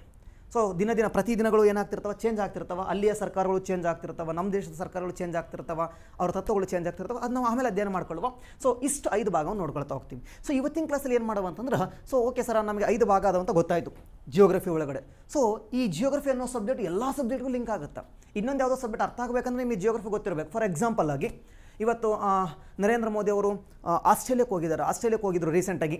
ಸೊ ಆಸ್ಟ್ರೇಲಿಯಾಕ್ಕೆ ಹೋಗಿದ್ರು ಅಂತಂದ ತಕ್ಷಣ ಆಸ್ಟ್ರೇಲಿಯಾದಕ್ಕೆ ಹೋಗಿದ್ರು. ಅಲ್ಲಿ ಏನು ಅಗ್ರಿಮೆಂಟ್ ಮಾಡ್ಕೊಂಡ್ರು, ಸೊ ಭಾರತ ದೇಶಕ್ಕೆ ಯುರೇನಿಯಮನ್ನು ತಗೊಂಡು ಬರಬೇಕಂತ ಆಸ್ಟ್ರೇಲಿಯಾ ಜೊತೆ ಅಗ್ರಿಮೆಂಟ್ ಮಾಡ್ಕೊಂಡ್ರು. ಅಂದ್ರೆ ಇಲ್ಲಿ ಅರ್ಥ ಮಾಡ್ಕೋಬೇಕು, ಇದು ಕರೆಂಟ್ ಅಫೇರ್ಸು. ಹಾಗಾದರೆ ಜಗತ್ತಿನಲ್ಲಿ ಅತ್ಯಂತ ಹೆಚ್ಚು ಯುರೇನಿಯಂ ನಿಕ್ಷೇಪ ಆಸ್ಟ್ರೇಲಿಯಾದ ಒಳಗಡೆ ಇದೆ ಅನ್ನೋದು ಜಿಯೋಗ್ರಫಿ. ಹಿಂಗಾಗಿ ನಮಗೆ uranium highest 28% of the world uranium, ಪ್ರಪಂಚದ ಒಟ್ಟು ಯುರೇನಿಯಮಲ್ಲಿ 28% ಆಫ್ ಯುರೇನಿಯಮ್ ಆಸ್ಟ್ರೇಲಿಯಾದ ಹತ್ರ ಇದೆ. ಸೊ ಹಾಗಾದ್ರೆ ಮೋದಿ ಹೋಗಿದ್ರು, ಆಸ್ಟ್ರೇಲಿಯಾ ಜೊತೆ ಅಗ್ರಿಮೆಂಟ್ ಮಾಡ್ಕೊಂಡ್ರು. ಯಾವ ಅಗ್ರಿಮೆಂಟು? ಯುರೇನಿಯಮ್ನ ಭಾರತಕ್ಕೆ ತಗೊಂಡು ಬರಬೇಕು ಅಂತೇಳಿ. ಸೊ ಹಿಂಗೆ ನಮಗೆ ಜಿಯೋಗ್ರಫಿ ಗೊತ್ತಿತ್ತು ಅಂದರೆ ಮುಂದಿನ ಕರೆಂಟ್ ಅಫೇರ್ಸ್ಗಳು ಭಾಳ ಚಂದ ನೆನಪಿರ್ತಾವೆ. ನಾನು ಅದಕ್ಕೆ ತುಂಬ ಸರಿ ಹೇಳ್ತಾ ಇರ್ತೀನಿ. ಏನಪ್ಪ ಅಂತಂದ್ರೆ, ನಮಗೆ ಮುಂದಿನ ಕನ್ನಡ ಸಾಹಿತ್ಯ ಸಮ್ಮೇಳನ ಎಲ್ಲಿ ನಡೆಯುತ್ತೆ ಅಂತಂದರೆ ಒಂದು ಸರಿ ಓದ್ಕೊಂಡ್ರೆ ಸಾಕು. ಫಾರ್ ಎಕ್ಸಾಂಪಲ್ ಯಾವುದೋ ಒಂದು ಬಳ್ಳಾರಿಯಲ್ಲಿ ನಡೆಯುತ್ತೆ ಅಂತ ಅಂದ್ಕೊಳ್ಳುವ. ಸೊ ಮುಂದಿನ ಕನ್ನಡ ಸಾಹಿತ್ಯ ಸಮ್ಮೇಳನ ಬಳ್ಳಾರಿ ನಡೆಯುತ್ತೆ ಅಂತೇಳಿ ಒಂದು ಸರಿ ಓದ್ಕೊಂಡ್ಬಿಟ್ರೆ ನಾವು ಲಾಂಗ್ ಟರ್ಮ್ ನೆನ್ಪಿಟ್ಕೋಬೋದು. ಅದೇ ನೆಕ್ಸ್ಟ್ ಈಗೇನು 2028ರಲ್ಲಿ ಒಲಿಂಪಿಕ್ಸ್ ನಡೀತೈತಲ್ವ, ಆ ಒಲಿಂಪಿಕ್ಸ್ ಎಲ್ಲಿ ನಡೆಯುತ್ತೆ ಅಂತ ಪ್ರಶ್ನೆ ಕೇಳಿದರೆ ನಾವು ಓದಿದ್ರೂ ಕೂಡ 4-5 ಸರಿ ರಿವಿಷನ್ ಮಾಡ್ಕೋಬೇಕು. ಯಾಕಂದರೆ 2028ರಲ್ಲಿ ಲಾಸ್ ಏಂಜಲೀಸ್ ಅನ್ನೋ ನಗರದಲ್ಲಿ ಒಲಿಂಪಿಕ್ಸ್ ನಡೆಯುತ್ತೆ. ದುರಂತ ಲಾಸ್ ಏಂಜಲೀಸ್ ನಗರ ಎಲ್ಲೇ ಐತೆ ಅನ್ನೋ ನಮಗೆ ಗೊತ್ತಿಲ್ಲ. ಸೊ ಲಾಸ್ ಏಂಜಲೀಸ್ ನಗರ ಎಲ್ಲೇ ಐತೆ ಅನ್ನೋ ನಮಗೆ ಗೊತ್ತಾಯಿತು ಅಂತಂದರೆ ಸೊ ನಾವು ಈಸಿಯಾಗಿ ಅದನ್ನು ಲಾಂಗ್ ಟರ್ಮ್ವರೆಗೆ ನಾವು ನೆನ್ಪಿಟ್ಕೋಬೋದು. ಸೊ ಯಾವುದೇ ಆಗಿರಲಿ ನಾವು ಚಿತ್ರದ ಮೂಲಕ ನೋಡಿದ್ರೆ ಮಾತ್ರ ಅದು ಲಾಂಗ್ ಟರ್ಮ್ ನೆನಪಿರ್ತೈತಿ. ಇಲ್ಲ ಅಂತಂದ್ರೆ ಅದು ನಾವು ನೆಪ ಮಾತ್ರಕ್ಕೆ ಓದಂಗೆ ಆಗ್ತೈತಿ. ಅದು ನಮ್ಗೆ ಗೊತ್ತಿರಬೇಕು ಫಸ್ಟ್ ಆಫ್ ಆಲ್. ಓಕೆ, ಬಂದ್ಬಿಡೋಣ. ಹಿಂಗಾಗಿನೇ ನಾವು ಫಸ್ಟು ಒಂದು ರೋಡ್ ಮ್ಯಾಪನ್ನು ಮಾಡ್ಕೊಳ್ಳುವ. ಸೊ ಇಡೀ ಜಿಯೋಗ್ರಫಿನ ಅಧ್ಯಯನ ಮಾಡ್ಕೊಳ್ಳೋಕ್ಕೆ this is the mother of all subjects. ಎಲ್ಲ ಸಬ್ಜೆಕ್ಟು ಅರ್ಥ ಆಗಬೇಕಾದ್ರೆ ಇದು ನಮ್ಗೆ ಗೊತ್ತಿರಬೇಕು. ಫಾರ್ ಎಕ್ಸಾಂಪಲ್ ಆಗಿ ಹೇಳ್ಬೇಕಪ್ಪ ಅಂತಂದ್ರೆ, ಸೊ ಅಲಾವುದ್ದೀನ್ ಖಿಲ್ಜಿ ಮಾಳ್ವದ ಮೇಲೆ ದಾಳಿ ಮಾಡಿದ ಅಂತ ಒಂದು ಕಾನ್ಸೆಪ್ಟ್ ಬರ್ತೈತೆ ನಿಮಗೆ. ಅಲಾವುದ್ದೀನ್ ಖಿಲ್ಜಿ ಮಾಳ್ವಾದ ಮೇಲೆ ದಾಳಿ ಮಾಡಿದ ಅಂತಂದ್ರೆ ಫಸ್ಟ್ ಆಫ್ ಆಲ್ ಮಾಳ್ವಾ ಅಂದರೆ ಏನು ಅಂತ ನಿಮ್ಗೆ ಗೊತ್ತಾಗಬೇಕು. ಸೊ ಮಾಳ್ವಾ ಅಂದರೆ ಯಾವ ಪ್ರದೇಶ? ಈಗ ನಿಮಗೆ ಅಲಾವುದ್ದೀನ್ ಖಿಲ್ಜಿ ಆಗರತ್ತ ನಮ್ಮ ಯಾರು ಖಿಲ್ಜಿಯ ದಂಡನಾಯಕ ಮಲಿಕ್ ಕಾಫೂರು ಕರ್ನಾಟಕದ ಹೊಯ್ಸಳರ ಮೇಲೆ ದಾಳಿ ಮಾಡಿದ ಅಂದ ತಕ್ಷಣವೇ ನಿಮ್ಗೆ ಯಾವುದೊಂದು ಹಾಸನ ಜಿಲ್ಲೆಯ ಒಂದು ಯಾವುದೋ ದ್ವಾರ ಸಮುದ್ರ ಭಾಗ ನೆನಪಾಗ್ತೈತಿ. ಹಂಗೆ ಮಾಳ್ವಾ ಅಂದ ತಕ್ಷಣ ಯಾವುದೋ ಒಂದು ಪ್ಲೇಸ್ ನೆನಪಾಗಬೇಕಲ್ವೇ? ಸೊ ಅದು ನೆನಪಾಗಬೇಕು ಅಂದರೆ ನೋಡಿ, ಆ ಹಿಸ್ಟ್ರಿಯ ಕಾನ್ಸೆಪ್ಟ್ ಅರ್ಥ ಆಗಬೇಕಂದ್ರೆ ನಿಮಗೆ ಜಿಯೋಗ್ರಫಿ ಗೊತ್ತಿರಬೇಕು. ಸೈನ್ಸ್ ಆಗಿರಲಿ ಯಾವುದೇ ಟಾಪಿಕ್ಸ್ ಅರ್ಥ ಆಗಬೇಕಂದ್ರೂ ಕೂಡ ನಿಮಗೆ ಜಿಯೋಗ್ರಫಿ ಗೊತ್ತಿರಬೇಕು. ಯಾವುದೊಂದು ಪ್ರೋಗ್ರಾಮ್ಸನ್ನು ಓದ್ತಾ ಇರ್ತೀರಾ. ಸೊ ಈಶಾನ್ಯ ರಾಜ್ಯಗಳಿಗೆ 90:10 ಅನುದಾನವನ್ನು ನೀಡಲಾಯಿತು ಅಂತ ಅಂದ ತಕ್ಷಣ ಈಶಾನ್ಯ ರಾಜ್ಯ ಅಂದರೆ ಯಾವುದು ಇದು ನಿಮ್ಗೆ ಗೊತ್ತಾಗಬೇಕು. ಸೊ ಹಿಂಗಾಗಿನೇ ಜಿಯೋಗ್ರಫಿ ಅನ್ನೋದು it's a mother of all subjects. ಎಲ್ಲ ಸಬ್ಜೆಕ್ಟು ಚೆನ್ನಾಗಿ ಅರ್ಥ ಆಗಬೇಕಂದ್ರೆ ಫಸ್ಟ್ ಈ ಸಬ್ಜೆಕ್ಟ್ ಅರ್ಥ ಆಗಬೇಕು. ಮತ್ತು ಇದು ತುಂಬ ಜ್ಞಾನವನ್ನು ಕೊಡ್ತಕ್ಕಂಥ ಸಬ್ಜೆಕ್ಟ್. ಯಾಕಂದ್ರೆ ಇಲ್ಲಿ ನೀವು ಪ್ರಪಂಚವನ್ನು ಕೂಡ ಅಧ್ಯಯನ ಮಾಡ್ತೀರಾ. ಪ್ರಪಂಚವನ್ನು ಕೂಡ ಅಧ್ಯಯನ ಮಾಡ್ತೀರಾ. Indian constitution, Indian history, Bharat ಇತಿಹಾಸ ಮಾತ್ರ ನಾವು ಓದ್ತೀವಿ, ಭಾರತ ಸಂವಿಧಾನವನ್ನು ಮಾತ್ರ ಓದ್ತೀವಿ. ಆದ್ರೆ ಜಿಯೋಗ್ರಫಿ ಒಳಗಡೆ ಭಾರತ ಅಷ್ಟೇ ಅಲ್ಲ, ಇಡೀ ಪ್ರಪಂಚದ ನಾಲೆಡ್ಜನ್ನು ಅಧ್ಯಯನ ಮಾಡ್ತಾ ಹೋಗ್ತೀವಿ. ಸೊ ಈ ಸಬ್ಜೆಕ್ಟು ನಿಮ್ಮನ್ನು ತುಂಬ ನಿಮ್ಮ ರ್ಯಾಂಕಿಂಗನ್ನು ಜಾಸ್ತಿ ಪುಷಪ್ ಮಾಡ್ತಾ ಹೋಗುತ್ತೆ. ಯಾಕೆ ಪುಷಪ್ ಮಾಡುತ್ತೆ ಅಂತಂದರೆ ಕೆಲವೊಂದಿಷ್ಟು ಟಾಪಿಕ್ಸ್ಗಳು ಭಾಳ ಜನ ಗೊತ್ತಿರಲ್ಲ. ಎಲ್ಲಿನೋ ಅಂದ್ರೆ ಅಂತ ಗೊತ್ತಿರಲ್ಲ. ಎಲ್ಲಿನೋ ಅಂದರೆ ಭಾರತಕ್ಕೆ ಏನಾಗುತ್ತೆ ಅಂತ ಗೊತ್ತು, ಬಟ್ ಪ್ರಶ್ನೆ ಏನು ಕೇಳ್ತಾ ಹೋಗ್ತಾನೆ, ದಕ್ಷಿಣ ಅಮೇರಿಕಾದಲ್ಲಿ ಮೀನಿನ ರೇಟ್ ಜಾಸ್ತಿ ಆದ್ರೆ ಇಂಡಿಯಾದಲ್ಲಿ ಮಳೆ ಏನಾಗುತ್ತೆ ಅಂತ ಪ್ರಶ್ನೆ ಕೇಳ್ತಾನೆ. ಜಸ್ಟ್ ಇಮ್ಯಾಜಿನೇಷನ್, ದಕ್ಷಿಣ ಅಮೇರಿಕಾದ ಪೆರು ದೇಶದಲ್ಲಿ ಮೀನಿನ ರೇಟ್ಗೂ ಇಂಡಿಯಾದ ಮಳೆಗೂ ಸಂಬಂಧ ಇದೆ. ಅವೆರಡಕ್ಕೂ ಸಂಬಂಧ ಕಲ್ಪಿಸೋದು ಎಲ್ಲಿನೋ? ಆಸ್ಟ್ರೇಲಿಯಾದ ಪಶ್ಚಿಮ ತೀರದಲ್ಲಿ ಏನಾಗುತ್ತಾ, ಆಸ್ಟ್ರೇಲಿಯಾದ ಪೂರ್ವ ತೀರದಲ್ಲಿ ಏನಾಗುತ್ತಾ, ಇದೆಲ್ಲ ಅರ್ಥ ಆಗಬೇಕಂದ್ರೆ ನಮಗೆ ಕಂಪ್ಲೀಟ್ ನಾಲೆಡ್ಜ್ ಇರಬೇಕು. ಹಿಂಗಾಗಿನೇ ಮುಂದಿನ ದಿನಗಳಲ್ಲಿ ಬರ್ತಕ್ಕಂತಹ ಎಲ್ಲ ಪರೀಕ್ಷೆಗಳಿಗೂ ಅನುಕೂಲ ಆಗುವಂತೆ ಸೊ ಇನ್ಕ್ಲೂಡ್ KS ಆಗಿರ್ಬೋದು, ES ಆಗಿರ್ಬೋದು, PSI ಆಗಿರ್ಬೋದು, ಎಲ್ಲ ಎಕ್ಸಾಮ್ಸ್ಗಳಿಗೆ ಅನುಕೂಲವಾಗುವಂತೆ, ಪೊಲೀಸ್ ಕಾನ್ಸ್ಟೇಬಲ್ಗೆ ಅನುಕೂಲವಾಗುವಂತೆ ಕಂಪ್ಲೀಟ್ ಜಿಯೋಗ್ರಫಿನ, ಸಮಗ್ರ ಭೂಗೋಳ ಶಾಸ್ತ್ರವನ್ನು ನಾನು ನಿಮ್ಗೆ ನೀಡ್ತಾ ಹೋಗ್ತೀನಿ. ಸೊ ಅದ್ರ ಒಳಗಡೆ ನಾನು ಕೆಲವೊಂದಿಷ್ಟು ಟಾಪಿಕ್ಸ್ಗಳನ್ನು ಹೇಳ್ತೀನಿ, ಇದು PC ಗೆ ಸಾಕು ಇಷ್ಟು ಓದ್ಕೊಳ್ರಿ ಅಂತೇಳಿ. ಕೆಲವೊಂದು ಟಾಪಿಕ್ಸ್ಗಳನ್ನು ಹೇಳ್ತೀನಿ, ಇದು PC ಬೇಡ, ಇನ್ನು ಓದೋದು ಬೇಡ. ನೀವು PSI ಓದಕತ್ತೀರಂದ್ರೆ ಎಲ್ಲ ಓದಲೇಬೇಕು, KS ಓದಕತ್ತೀರಂದ್ರೆ ಎಲ್ಲ ಓದಲೇಬೇಕು. ಇಲ್ಲ ಸರ್ ನಾವು PC ಗೆ ಓದಕತ್ತೀವಿ, ನಾವು ಪೊಲೀಸ್ ಕಾನ್ಸ್ಟೇಬಲ್ ಓದಕತ್ತೀವಿ ಅಂತಂದ್ರೆ ನಾನು ಕೆಲವೊಂದು ಟಾಪಿಕ್ಸ್ ಹೇಳ್ತೀನಿ, ಇಂಥ ಟಾಪಿಕ್ಸನ್ನು ನೀವು ಓದೋದು ಬೇಡ ಅಂತೇಳಿ. ಯಾವ್ಯಾವ ಟಾಪಿಕ್ಸ್ ಅಂತ ನಾನು ಮುಂದೆ ಹೇಳ್ಕೊಂತ ಹೋಗ್ತೀನಿ ಅಂತ. ಸೊ ಈಗ ಬರೋಣ. ಸೊ ಜಿಯೋಗ್ರಫಿಯಲ್ಲಿ 5 ಭಾಗವನ್ನು ಮಾಡ್ಕೊಂಡ್ವೆ. ಅದರಲ್ಲಿ ಫಸ್ಟ್ ಬರೋಣ. ಹಾಗಾದರೆ ಅಸ್ಟ್ರೋನಮಿಯಲ್ಲಿ ಏನು ಅಧ್ಯಯನ ಮಾಡ್ತೀವಿ ಸರ್ ನಾವು? ಹಾಗಾದ್ರೆ ಖಗೋಳಶಾಸ್ತ್ರ ಅಂತ ಅಂದ್ವಲ್ವ, ಈ ಖಗೋಳಶಾಸ್ತ್ರದಲ್ಲಿ ಏನನ್ನು ಅಧ್ಯಯನ ಮಾಡ್ತಾ ಹೋಗ್ತೀವಿ, ಅಸ್ಟ್ರೋನಮಿಯಲ್ಲಿ ಏನು ಅಧ್ಯಯನ ಮಾಡ್ತಾ ಹೋಗ್ತೀವಿ ಅದನ್ನು ಸ್ವಲ್ಪ ಗಮನಿಸ್ತಾ ಬರುವ. ಖಭೌತಶಾಸ್ತ್ರದಲ್ಲಿ ಏನು ಅಧ್ಯಯನ ಮಾಡ್ತೀವಿ ಮತ್ತು ಪ್ರಶ್ನೆಗಳು ಹೆಂಗೆ ಬರ್ತಾವ ಅನ್ನೋದನ್ನು ಸ್ವಲ್ಪ ಗಮನಿಸ್ತಾ ಬರುವ. ಸೊ ಇಲ್ಲಿ ಬರುವ ಪ್ರಶ್ನೆಗಳ ಸಂಖ್ಯೆ ಭಾಳ ಕಡಿಮೆ, ಸುಮಾರು ಒಂದು 3 ರಿಂದ 4 ಪ್ರಶ್ನೆಗಳು ಬರ್ತಾವೆ. ಸೊ 4 ಪ್ರಶ್ನೆಗಳು ಬರ್ಬೋದು ಅಷ್ಟು, ಮ್ಯಾಕ್ಸಿಮಮ್ ಅಂದರೆ 5 ಪ್ರಶ್ನೆಗಳು ಬರ್ಬೋದು. ಆದ್ರೆ ಈ 5 ಪ್ರಶ್ನೆ ಒಳಗಡೆ ಯಾರು 3 ಪ್ರಶ್ನೆಗೆ ಆನ್ಸರ್ ಮಾಡ್ತಾರೋ ಅವ್ರು ಅಪಾಯಿಂಟ್ ಆಗ್ತಾರೆ. ಸೊ ನಿಮ್ಗೆ ಗೊತ್ತಿರಬೇಕು, ವೇಟೇಜ್ ಆಫ್ ದ ಕ್ವಶನ್ಸ್ ನಿಮ್ಗೆ ಗೊತ್ತಿರಬೇಕು. Weightage of the questions, for example ಸರಿ ಯಾವುದೊಂದು ಕರ್ನಾಟಕ ಜಿಯೋಗ್ರಫಿಯಲ್ಲಿ ಜಾಸ್ತಿ ಕ್ವಶನ್ಸ್ ಬರ್ತವೆ, ಆದರೆ ಜಾಸ್ತಿ ಹುಡುಗನ ಆನ್ಸರ್ ಮಾಡ್ತಾರಲ್ವ ಅದನ್ನ. ಫಾರ್ ಎಕ್ಸಾಂಪಲ್ ಆಗಿ ಶರಾವತಿ ನದಿಗೆ ಜೋಗ ಜಲಪಾತವು ನಿರ್ಮಾಣಗೊಳ್ಳುತ್ತದೆ, ಇದು ಯಾವ ಜಿಲ್ಲೆಯಲ್ಲಿದೆ ಅಂತ ಪ್ರಶ್ನೆ ಕೇಳಿದರೆ ಶಿವಮೊಗ್ಗ ಅಂತೇಳಿ ಎಲ್ಲರೂ ಆನ್ಸರ್ ಮಾಡ್ತಾರೆ. ಆದರೆ ಅದನ್ನೇ ಇನ್ ಕೇಸ್ ಏನಾದರೂ ನಮ್ಮ ಖಗೋಳಶಾಸ್ತ್ರದಲ್ಲಿ ಇಲ್ಲೇನಾದರೂ ಪ್ರಶ್ನೆಯನ್ನು ಕೇಳಿದರೆ, ಇಲ್ಲಿ ಇನ್ ಕೇಸ್ ಏನಾದರೂ ಪ್ರಶ್ನೆಯನ್ನು ಕೇಳಿದರೆ, ಫಾರ್ ಎಕ್ಸಾಂಪಲ್ ಏನು ಪ್ರಶ್ನೆ ಕೇಳ್ಬೋದಾಗಾದರೆ, ಸೊ ದಕ್ಷಿಣ ಗೋಳದ ಚಳಿಗಾಲಕ್ಕಿಂತ ಉತ್ತರ ಗೋಳದಲ್ಲಿ ಬೇಸಿಗೆ 8 ದಿವಸ ಜಾಸ್ತಿ ಇರುತ್ತಾ, ಯಾಕೆ ಅಂತ ಪ್ರಶ್ನೆ ಕೇಳಿದ ಅಂತ ಅನ್ಕೋವ. ಆವಾಗ 100 ಜನ ಅಪ್ಲಿಕೇಶನ್ ಹಾಕಿದರೆ 99 ಜನ ಆನ್ಸರ್ ಮಾಡೋಕ್ಕಾಗಲ್ಲ. ಅದೇ ಶರಾವತಿ ನದಿಯ ಜೋಗ ಜಲಪಾತ ಯಾವ ಜಿಲ್ಲೆಗೆ ಐತೆ ಅಂತ ಕೇಳಿದರೆ 100 ಜನದಾಗ 80 ಜನ ಆನ್ಸರ್ ಮಾಡ್ತಾರೆ. ಅದಕ್ಕೆ ನಾನು ನಿಮ್ಗೆ ಗೊತ್ತಿರಬೇಕು, weightage of the question is the most important ಅಂತೇಳಿ. ಸಿಂಪಲ್ಲಾಗಿ ಭಾರತಕ್ಕೆ ಸ್ವತಂತ್ರ ಬಂದಿದ್ದು ಯಾವಾಗ ಅಂತ ಪ್ರಶ್ನೆ ಕೇಳಿದ್ರೆ there is a waste of question ಅದು. ಯಾಕೆ? ಅದರ 0 ವೇಟೇಜ್ ಇದೆ ಅದರದ್ದು. ಯಾಕೆ? ಎಲ್ಲರೂ ಆನ್ಸರ್ ಮಾಡ್ತಾರೆ. ಎಲ್ಲರೂ ಆನ್ಸರ್ ಮಾಡಿದರೆ ನೀನು ರ್ಯಾಂಕ್ ಬರೋಕ್ಕಾಗಲ್ಲ. ನೀನು ರ್ಯಾಂಕ್ ಬರಬೇಕು ಅಂತಂದರೆ ಎಲ್ಲರೂ ಓದಿರೋದನ್ನು ಓದಬೇಕು, ಜೊತೆಗೆ ಎಕ್ಸ್ಟ್ರಾನೂ ಓದಬೇಕು. ನನಗೆ ಭಾಳ ಜನ ಸ್ಟೂಡೆಂಟ್ಸ್ ಕೇಳ್ತಿರ್ತಾರೆ, ಸರ್ ಇಂಪಾರ್ಟೆಂಟ್ ಯಾವುದು ಅಂತೇಳಿ. ಸೊ ನಿಮ್ಗೆ ಗೊತ್ತಿರಲಿ, ಎಲ್ಲ ಹುಡುಗರು ಇಂಪಾರ್ಟೆಂಟ್ ಓದ್ತಿರ್ತಾರೆ. ಎಲ್ಲ ಹುಡುಗರು ಇಂಪಾರ್ಟೆಂಟ್ ಓದೋದ್ರಿಂದ ಎಲ್ಲರದ್ದು ಮಾರ್ಕ್ಸು 50+ ಆಗ್ತೈತಿ, 60 ಒಳಗಡೆ ಬರ್ತೈತಿ. ನೀನು ಇಂಪಾರ್ಟೆಂಟನ್ನು ಓದಿ ಡಿಫಿಕಲ್ಟ್ ಇರೋದನ್ನು ಎಕ್ಸ್ಟ್ರಾ ಯಾವಾಗ ಓದ್ತೀಯೋ ಅವಾಗ ಮಾತ್ರ ರ್ಯಾಂಕಿಂಗ್ ಬರುತ್ತೆ, ನೆನಪಿರಲಿ. ಇಲ್ಲಿ ನಾವು ಪಾಸ್ ಆಗಬೇಕಾಗಿಲ್ಲ, ನಮ್ಮ ಮಾರ್ಕ್ಸ್ ಜಾಸ್ತಿ ಬೇಕಾಗಿಲ್ಲ. ನಮಗೆ ಮಾರ್ಕ್ಸ್ ಬೇಕಾದ್ರು ಎಲ್ಲರೂ ತೆಗೆಯುವ ಮಾರ್ಕ್ಸ್ಗಳಿಗಿಂತ ಜಾಸ್ತಿ ಮಾರ್ಕ್ಸ್ ಬೇಕು. ಹಿಂಗಾಗಿ ನಾವು ಅಸ್ಟ್ರೋನಮಿನ ಓದಬೇಕು. ಸೊ ನಾನು ನಿಮ್ಗೆ ಹೇಳ್ತೇನೆ ಅಸ್ಟ್ರೋನಮಿನ ಯಾಕೆ ಓದಬೇಕು ಅಂತೇಳಿ. ಸೊ ಇಲ್ಲಿ ಅಪ್ಲಿಕೇಶನ್ಸ್ ಕ್ವಶನ್ಸ್ ಬರ್ತಾವ. ಎಷ್ಟು ಸುಂದರವಾದ ಒಂದು ಪ್ರಶ್ನೆ ಇದೆ ಅಂತಂದ್ರೆ, ಇಲ್ಲೊಂದು ಪ್ರಶ್ನೆ ಕೇಳಿದಾನೆ. ಏನು ಕೇಳಿದಾನಂದ್ರೆ, ಸೊ ಅಂತಾರಾಷ್ಟ್ರೀಯ ಒಲಿಂಪಿಕ್ಸ್ ದಿನದಂದು ಒಬ್ಬ ವ್ಯಕ್ತಿಯು ಧ್ವಜಾರೋಹಣವನ್ನು ಮಾಡಿದನ. ಅವನ ಮನೆಯ ಮುಂದೆ ಧ್ವಜಸ್ತಂಭ ಇದೆ, ಧ್ವಜಾರೋಹಣವನ್ನು ಮಾಡಿದನ. ಧ್ವಜಾರೋಹಣ ಮಾಡಿದ ದಿವಸ ಆ ಧ್ವಜಸ್ತಂಭದ ನೆರಳು ಎಲ್ಲಿಯೂ ಆ ಜಾಗದಲ್ಲಿ ಬಿದ್ದಿಲ್ಲ. ಹಾಗಾದರೆ ಅವನ ಮನೆ ಭೂಮಿಯ ಯಾವ ಭಾಗದಲ್ಲಿದೆ ಅಂತ ಪ್ರಶ್ನೆ ಕೇಳಿದ. ನೋಡಿ, ಇದು ಫಸ್ಟ್ ಆಫ್ ಆಲ್ ಇದಕ್ಕೆ ಆನ್ಸರ್ ಆಮೇಲೆ ಮಾಡೋಣ. ಇದು ಜಿಯೋಗ್ರಫಿ ಕ್ವಶನ್ ಅಂತಲೇ ಅನಿಸಲ್ಲ ಫಸ್ಟ್ ಆಫ್ ಆಲ್. ಸೊ ಏನು ಪ್ರಶ್ನೆ ಇದೆ ಇನ್ನೊಂದು ಸರಿ ಹೇಳ್ಬಿಡ್ತೀನಿ. ಅಂತಾರಾಷ್ಟ್ರೀಯ ಒಲಿಂಪಿಕ್ಸ್ ದಿನದಂದು ಒಬ್ಬ ವ್ಯಕ್ತಿ ಧ್ವಜಾರೋಹಣವನ್ನು ಮಾಡ್ತಾನೆ. ಅವ್ರ ಮನೆ ಮುಂದೆ ಒಂದು ಧ್ವಜಸ್ತಂಭ ಇದೆ ಅಂತ, ಆ ಧ್ವಜಸ್ತಂಭ ದಿವಸ ಒಂದು ಧ್ವಜಾರೋಹಣವನ್ನು ಮಾಡ್ತಾನೆ. ಅವತ್ತಿನ ದಿವಸ ಆ ಧ್ವಜಸ್ತಂಭದ ನೆರಳು ಭೂಮಿ ಮೇಲೆ ಎಲ್ಲೂ ಬೀಳಲ್ಲ. ಹಾಗಾದರೆ ಆ ಧ್ವಜಸ್ತಂಭ ಅಥವಾ ಅವನ ಮನೆ ಭೂಮಿ ಮೇಲೆ ಎಲ್ಲಿದೆ ಅಂತ ಪ್ರಶ್ನೆ ಕೇಳ್ತಾನೆ. ಇಂಥ ಪ್ರಶ್ನೆಗಳಿಗೆ ನೀವೇನಾದರೂ ಆನ್ಸರ್ ಮಾಡಿದ್ದೇ ಆದರೆ ನೀವು ಸೊ ರ್ಯಾಂಕಿಂಗ್ ಲಿಸ್ಟಲ್ಲಿ ನಿಮ್ಮ ಹೆಸರನ್ನು ಎಕ್ಸ್ಪೆಕ್ಟ್ ಮಾಡ್ಬೋದು. ಸೊ ಅದನ್ನು ಬಿಟ್ಟು ನೀವು ಅದೇ ತಿರ್ಗಾ ಕಾವೇರಿ ನದಿಯು ತಲಕಾವೇರಿಯಲ್ಲಿ ಉಗಮವಾಗುತ್ತದೆ, ಅದನ್ನು ಓದ್ಕೋಬೇಕು. ಅದನ್ನು ಇನ್ನೂ ಡೀಟೇಲಾಗಿ ಓದ್ಕೋಬೇಕು. ಕಾವೇರಿ ನದಿ ಬಗ್ಗೆಯೂ ಕೂಡ ತುಂಬ ಕ್ಲಿಷ್ಟವಾದ ಪ್ರಶ್ನೆ ಕೇಳ್ಬೋದು. ಏನಂತ ಕೇಳ್ಬೋದಾಗಾರ, ಸೊ KRS ಅಣೆಕಟ್ಟೆಯ ನಂತರ ಶಿವನ ಸಮುದ್ರಕ್ಕಿಂತ ಮೊದಲು ಕಾವೇರಿಗೆ ಸೇರುವ ಉಪನದಿಗಳ ಸಂಖ್ಯೆ ಎಷ್ಟು ಅಂತ ಕೇಳ್ತಾನೆ. KRSನ ನಂತರ ಕಾವೇರಿ ಉಪನದಿಗಳೆಲ್ಲ ಓದ್ಕೊಂಡು ಹೋಗಿರ್ತೀರ.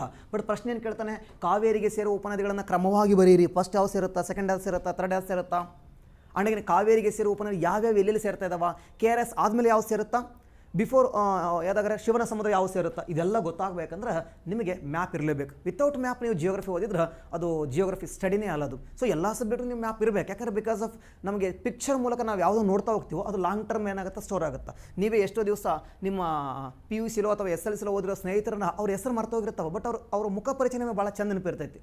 ಯಾಕಂದರೆ ಮುಖ ಅನ್ನೋದು ಇಮೇಜು, ಅವ್ರ ಹೆಸರು ಅನ್ನೋದು ಒಂದು ಟೆಕ್ಸ್ಟ್ ಅಷ್ಟೇ. ಹಿಂಗಾಗಿನೇ ಸೊ ಸಾಧ್ಯವಾದಷ್ಟು ನೀವೇನು ಮಾಡಿಯಪ್ಪ ಅಂದ್ರೆ ಸೊ ಥ್ರೂ ಮ್ಯಾಪ್ಸ್ ಮೂಲಕ ಆಗಿರ್ಬೋದು, ಥ್ರೂ ಕಾನ್ಸೆಪ್ಟ್ ಕ್ಲಾರಿಟಿ ತಗೊಂಡು ಆನ್ಸರ್ ಮಾಡ್ತಾ ಹೋಗಿ. KE ಎಕ್ಸಾಮ್ ಮಾಡ್ತಾ ಇರೋದ್ರಿಂದ ನೀವು 100% ಕಾನ್ಸೆಪ್ಟನ್ನು ಫುಲ್ ಕ್ಲಾರಿಟಿ ಇದ್ದರೆ ಮಾತ್ರ ನೀವು ಆನ್ಸರ್ ಮಾಡೋಕ್ಕೆ ಎಲಿಜಿಬಲ್ ಆಗ್ತೀರಾ. ಸುಮ್ಮನೆ ಮೇಲೆ ನೀವು ಕಂಠಪಾಠ ಮಾಡೋದು ಹಾಗೆಲ್ಲ ಮಾಡಿದ್ರೆ ಆಗಲ್ಲ. ಸೊ ಹಿಂಗಾಗಿ ಸ್ವಲ್ಪ ನಾವು ಗಮನಿಸ್ತಾ ಬರೋಣ. ಖಗೋಳದ ಶಾಸ್ತ್ರದಲ್ಲಿ ಏನೇನು ಸ್ಟಡಿ ಮಾಡ್ತಾ ಹೋಗ್ತೀವಿ ಸರ. ಸೊ ಖಗೋಳದ ಒಳಗಡೆ ನಾವು ಏನೇನು ಸ್ಟಡಿ ಮಾಡ್ತಾ ಹೋಗ್ತೀವಿ ಅಂದ್ರೆ, ಫಸ್ಟ್ ಏನೇನ ಡಿಸ್ಕಸ್ ಮಾಡ್ತಾ ಹೋಗ್ತೀವಿ ಅಂದರೆ, ಖಗೋಳದ ಒಳಗಡೆ ಮೊದಲನೇದಾಗಿ ಖಗೋಳದ ಬೆಳವಣಿಗೆ ಹೆಂಗಾಯಿತು ಅಂತೇಳಿ. ಖಗೋಳದ ಬೆಳವಣಿಗೆ ಹೆಂಗಾಯಿತು, ಖಗೋಳದ ಬೆಳವಣಿಗೆ ಹೆಂಗಾಯಿತು. ಎಸ್ ಹಾಗಾದ್ರೆ ಅಥವಾ ಖಗೋಳದ ಪರಿಚಯ ಸ್ವಲ್ಪ ಮಾಡಿಕೊಡ್ತೀನಿ ನಾನು ನಿಮಗೆ. ಖಗೋಳದ ಪರಿಚಯ ಎಸ್ ಹಾಗಾದ್ರೆ ಖಗೋಳದ ತುಂಬ ಇಂಟ್ರೆಸ್ಟಿಂಗ್ ಕಾನ್ಸೆಪ್ಟ್ ಇದು. ಅಸ್ಟ್ರೋನಮಿಯ ಇಂಟ್ರಡಕ್ಷನ್, ಹೆಂಗೆ ಅಸ್ಟ್ರೋನಮಿ ಬಂತು. ಸೊ ಭೂಮಿ ದುಂಡಗಿದೆ ಅಂತ ನಮಗೆಲ್ಲ ಗೊತ್ತು, ಅದಕ್ಕೆ ಸಾಕ್ಷಿ ಏನು. ಸೊ ಭೂಮಿ ಜಿಯಾಡ ಆಕಾರದಲ್ಲಿದೆ. ನಾಳೆ ಪ್ರಶ್ನೆ ಕೇಳಿಬಿಡ್ತಾನೆ ನಿಮಗೆ. ಸೊ ನಿಮ್ಮ ನಾಳೆ KS ಮೇನ್ಸಲ್ಲಿ 12.5 ಮಾರ್ಕ್ಸ್ ಪ್ರಶ್ನೆ ಕೇಳಿಬಿಡ್ತಾನೆ. ಭೂಮಿಯು ದುಂಡಾಗಿದೆ ಎಂಬುದನ್ನು ಅಥವಾ ಭೂಮಿಯು ಜಿಯಾಡ ಆಕಾರವಾಗಿದೆ ಎಂಬುದನ್ನು ಏನು ಮಾಡಿ ವಿಮರ್ಶೆ ಮಾಡ್ತೀರಾ ಅಥವಾ ಅದ್ರ ಬಗ್ಗೆ ಚರ್ಚಿಸಿ ಅಂತ ಪ್ರಶ್ನೆ ಕೇಳ್ತಾನೆ. ಭೂಮಿಯು ಜಿಯಾಡ ಆಕಾರವಾಗಿದೆ ಚರ್ಚಿಸಿ ಅಂತೇಳಿ. ನಮಗೆಲ್ಲ ಏನು ಗೊತ್ತು, ಭೂಮಿ ಆಕಾರ ಅಂದ ತಕ್ಷಣ ಜಿಯಾಡ ಆಕಾರವಾಗಿದೆ, ಧ್ರುವದಲ್ಲಿ ಸ್ವಲ್ಪ ಚಪ್ಪಟೆಯಾಗಿದೆ ಮತ್ತು ಸಮಭಾಜಕರಿಗೆ ಒಂದು ಸ್ವಲ್ಪ ಉಬ್ಬಿದೆ ಅಂತ ಪ್ರಶ್ನೆ ಕೇಳ್ತಾನೆ. ಬಟ್ ಅದು 12.5 ಮಾರ್ಕ್ಸ್ ಇದೆ ಅಲ್ವಾ. ಸೊ ನಾವು ಎಷ್ಟೇ ಜಿಯಾಡಾಕಾರ ಚಪ್ಪಟೆಯಾಗಿದೆ ಉಬ್ಬಿದೆ ಅಂತ ಬರೆದುಬಿಟ್ರೆ 1 ಮಾರ್ಕ್ಸ್ ಬರ್ಬೋದು, 2 ಮಾರ್ಕ್ಸ್ ಬರ್ಬೋದು. 12.5 ಮಾರ್ಕ್ಸ್ ಬರಬೇಕಲ್ವೇ. ಅದಕ್ಕೆ ಎವಿಡೆನ್ಸಸ್ಗಳು ಏನಿದಾವ ಅಥವಾ ನಾಳೆ ಹಿಂಗೆ ಕೇಳ್ಬೋದು ಏನಂತೇಳಿ, ಭೂಮಿಯು ದುಂಡಾಗಿದೆ ಎಂಬುದಕ್ಕೆ ಈ ಕೆಳಗಿನವುಗಳಲ್ಲಿ ಯಾವುದು ಸಾಕ್ಷಿಯಾಗಿದೆ ಅಂತ ಕೇಳ್ಬೋದು. ಚಂದ್ರಗ್ರಹಣ, ಸೂರ್ಯಗ್ರಹಣ. ಎಸ್ ಚಂದ್ರಗ್ರಹಣ ಮತ್ತು ಸೂರ್ಯಗ್ರಹಣ ಯಾವುದು ಅಲ್ಲ ಅಂತ ಕೇಳಿಬಿಡ್ತಾನೆ. ಎಸ್ ಇವು ಈ ರೀತಿಯೂ ಪ್ರಶ್ನೆ ಕೇಳ್ಬೋದು. ನಿಮ್ಗೆ ಗೊತ್ತಿಲ್ಲ ಚಂದ್ರಗ್ರಹಣ ಒಂದು ಎವಿಡೆನ್ಸ್ ಭೂಮಿ ದುಂಡಾಗಿದೆ ಅಥವಾ ಭೂಮಿಯು ಜಿಯಾಡ ಆಕಾರದಾಗ ಐತಿ ಅನ್ನೋದಕ್ಕೆ. ಯಾಕೆ ಅನ್ನೋದನ್ನು ನಾವು ಈ ಕಾನ್ಸೆಪ್ಟ್ ಬಂದಾಗ ಏನು ಮಾಡುವ ಡಿಸ್ಕಸ್ ಮಾಡುವ. ಹಂಗೆ ಯಾರು ಹೇಳಿದ್ರು, ಅರಿಸ್ಟಾಟಲ್ ಖಗೋಳದ ಬಗ್ಗೆ ಏನು ಹೇಳ್ತಾರ, ನಮ್ಮ ಟಾಲಮಿ ಏನು ಹೇಳ್ತಾರ, ಪೈಥಾಗೋರಸ್ ಏನು ಹೇಳ್ತಾರ, ದಿನಾಗೆ ನಮ್ಮ ಆರ್ಯಭಟ ಏನು ಹೇಳ್ತಾ ಹೋಗ್ತಾರ, ಹಾಗಾದರೆ ಕೋಪರ್ನಿಕಸ್ನ ಸಿದ್ಧಾಂತ ಏನು ಹೇಳುತ್ತಾ, ಕೆಪ್ಲರ್ನ ನಿಯಮಗಳು ಏನು ಹೇಳ್ತಾವ, ಕೆಪ್ಲರ್ನ 1ನೇ ನಿಯಮ ಏನು ಹೇಳುತ್ತಾ, 2ನೇ ನಿಯಮ ಏನು ಹೇಳುತ್ತಾ. ಸೊ ಅದನ್ನೆಲ್ಲ ಆ ಎಲ್ಲ ವ್ಯಕ್ತಿಗಳನ್ನು ಇಲ್ಲಿ ಅಧ್ಯಯನ ಮಾಡ್ಕೊತ ಹೋಗುವ. ಎಸ್ ನಮ್ಮ ಎರಟಾಸ್ಟನಿಸ್ ಫಾದರ್ ಆಫ್ ಜಿಯೋಗ್ರಫಿ, ಎರಟಾಸ್ಟನಿಸ್ ಏನು ಹೇಳ್ತಾ ಹೋಗ್ತಾರ.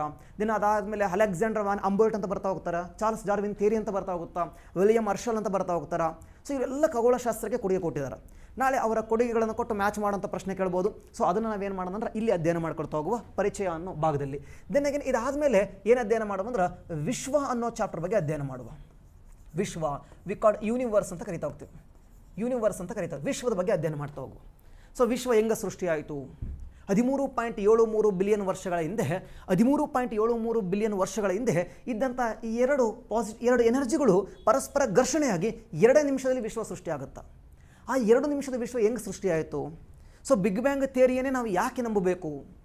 ಒಂದು ವೇಳೆ ಬಿಗ್ ಬ್ಯಾಂಗ್ ಥಿಯರಿ ಹಿಂಗೇ ವಿಶ್ವ ಸೃಷ್ಟಿಯಾಯಿತು ಅಂತ ಹೇಳಿದ್ದು ನಿಜ ಆದರೆ ನಾವು ಕೃತಕವಾಗಿ ವಿಶ್ವವನ್ನು ಸೃಷ್ಟಿ ಮಾಡೋಕ್ಕೆ ಚಾನ್ಸಸ್ ಇದೆನಾ.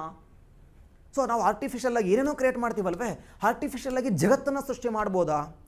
ಒಂದು ವೇಳೆ ನೀವು ವಿಡಿಯೋ ನೋಡ್ತಾ ಇರೋರು ಮಾಡೋಕ್ಕಾಗಲ್ಲ ಅನ್ನೋದಾಗಿದ್ದರೆ ಆದರೆ ಹಿಗ್ಸ್ ಬೋಸಾನ್ ಎನ್ನುವ ಕಣ ಏನು. ತುಂಬ ಸರಿ ಪ್ರಶ್ನೆ ಕೇಳಿದಾನ, ಹಿಗ್ಸ್ ಬೋಸಾನ್ ಅಂದರೆ ಏನು ಅಂತೇಳಿ. ಆರ್ಟಿಫಿಷಿಯಲಾಗಿ ವಿಶ್ವವನ್ನು ಸೃಷ್ಟಿ ಮಾಡೋಕ್ಕೆ ಪ್ರಯತ್ನ ನಡೀತಾ ಇದೆ. ಸೊ ಎಲ್ಲಿ ನಡೀತಾ ಇದ್ದ, ಹಾಗಾದರೆ ಕೃತಕವಾಗಿ ಬಿಗ್ ಬ್ಯಾಂಗ್ ಮಹಾಸ್ಫೋಟವನ್ನು ಮಾಡೋಕ್ಕಾಯ್ತಾ. ಡೆಫಿನೆಟ್ಲಿ ಫ್ರಾನ್ಸ್ ಮತ್ತು ಸ್ವಿಟ್ಜರ್ಲ್ಯಾಂಡ್ ಮಧ್ಯೆ ನಾವು ಒಂದು ಸ್ಫೋಟವನ್ನು ಮಾಡಿದ್ದೀವಿ. ಅದರಿಂದ ಕೆಲವೊಂದಿಷ್ಟು ಪಾರ್ಟಿಕಲ್ಸ್ಗಳು ಬಂದಿದ್ದಾವೆ. We called as a god particles, ದೇವಕಣಗಳು. ನೋಡ್ರಿ, ದೇವರಿಂದ ಸೃಷ್ಟಿಯಾಗಿದೆ ವಿಶ್ವ ಅಂತ ನಾವು ನಂಬ್ತೀವಿ. ಈಗ ಮನುಷ್ಯ ವಿಶ್ವವನ್ನು ಸೃಷ್ಟಿ ಮಾಡೋಕ್ಕಂತ ಹೊಂಟಿದಾನ, ಅಂದರೆ ದೇವರ ಸ್ಥಾನವನ್ನು ತುಂಬಬೇಕಂತ ಹೊಂಟಿದಾನ.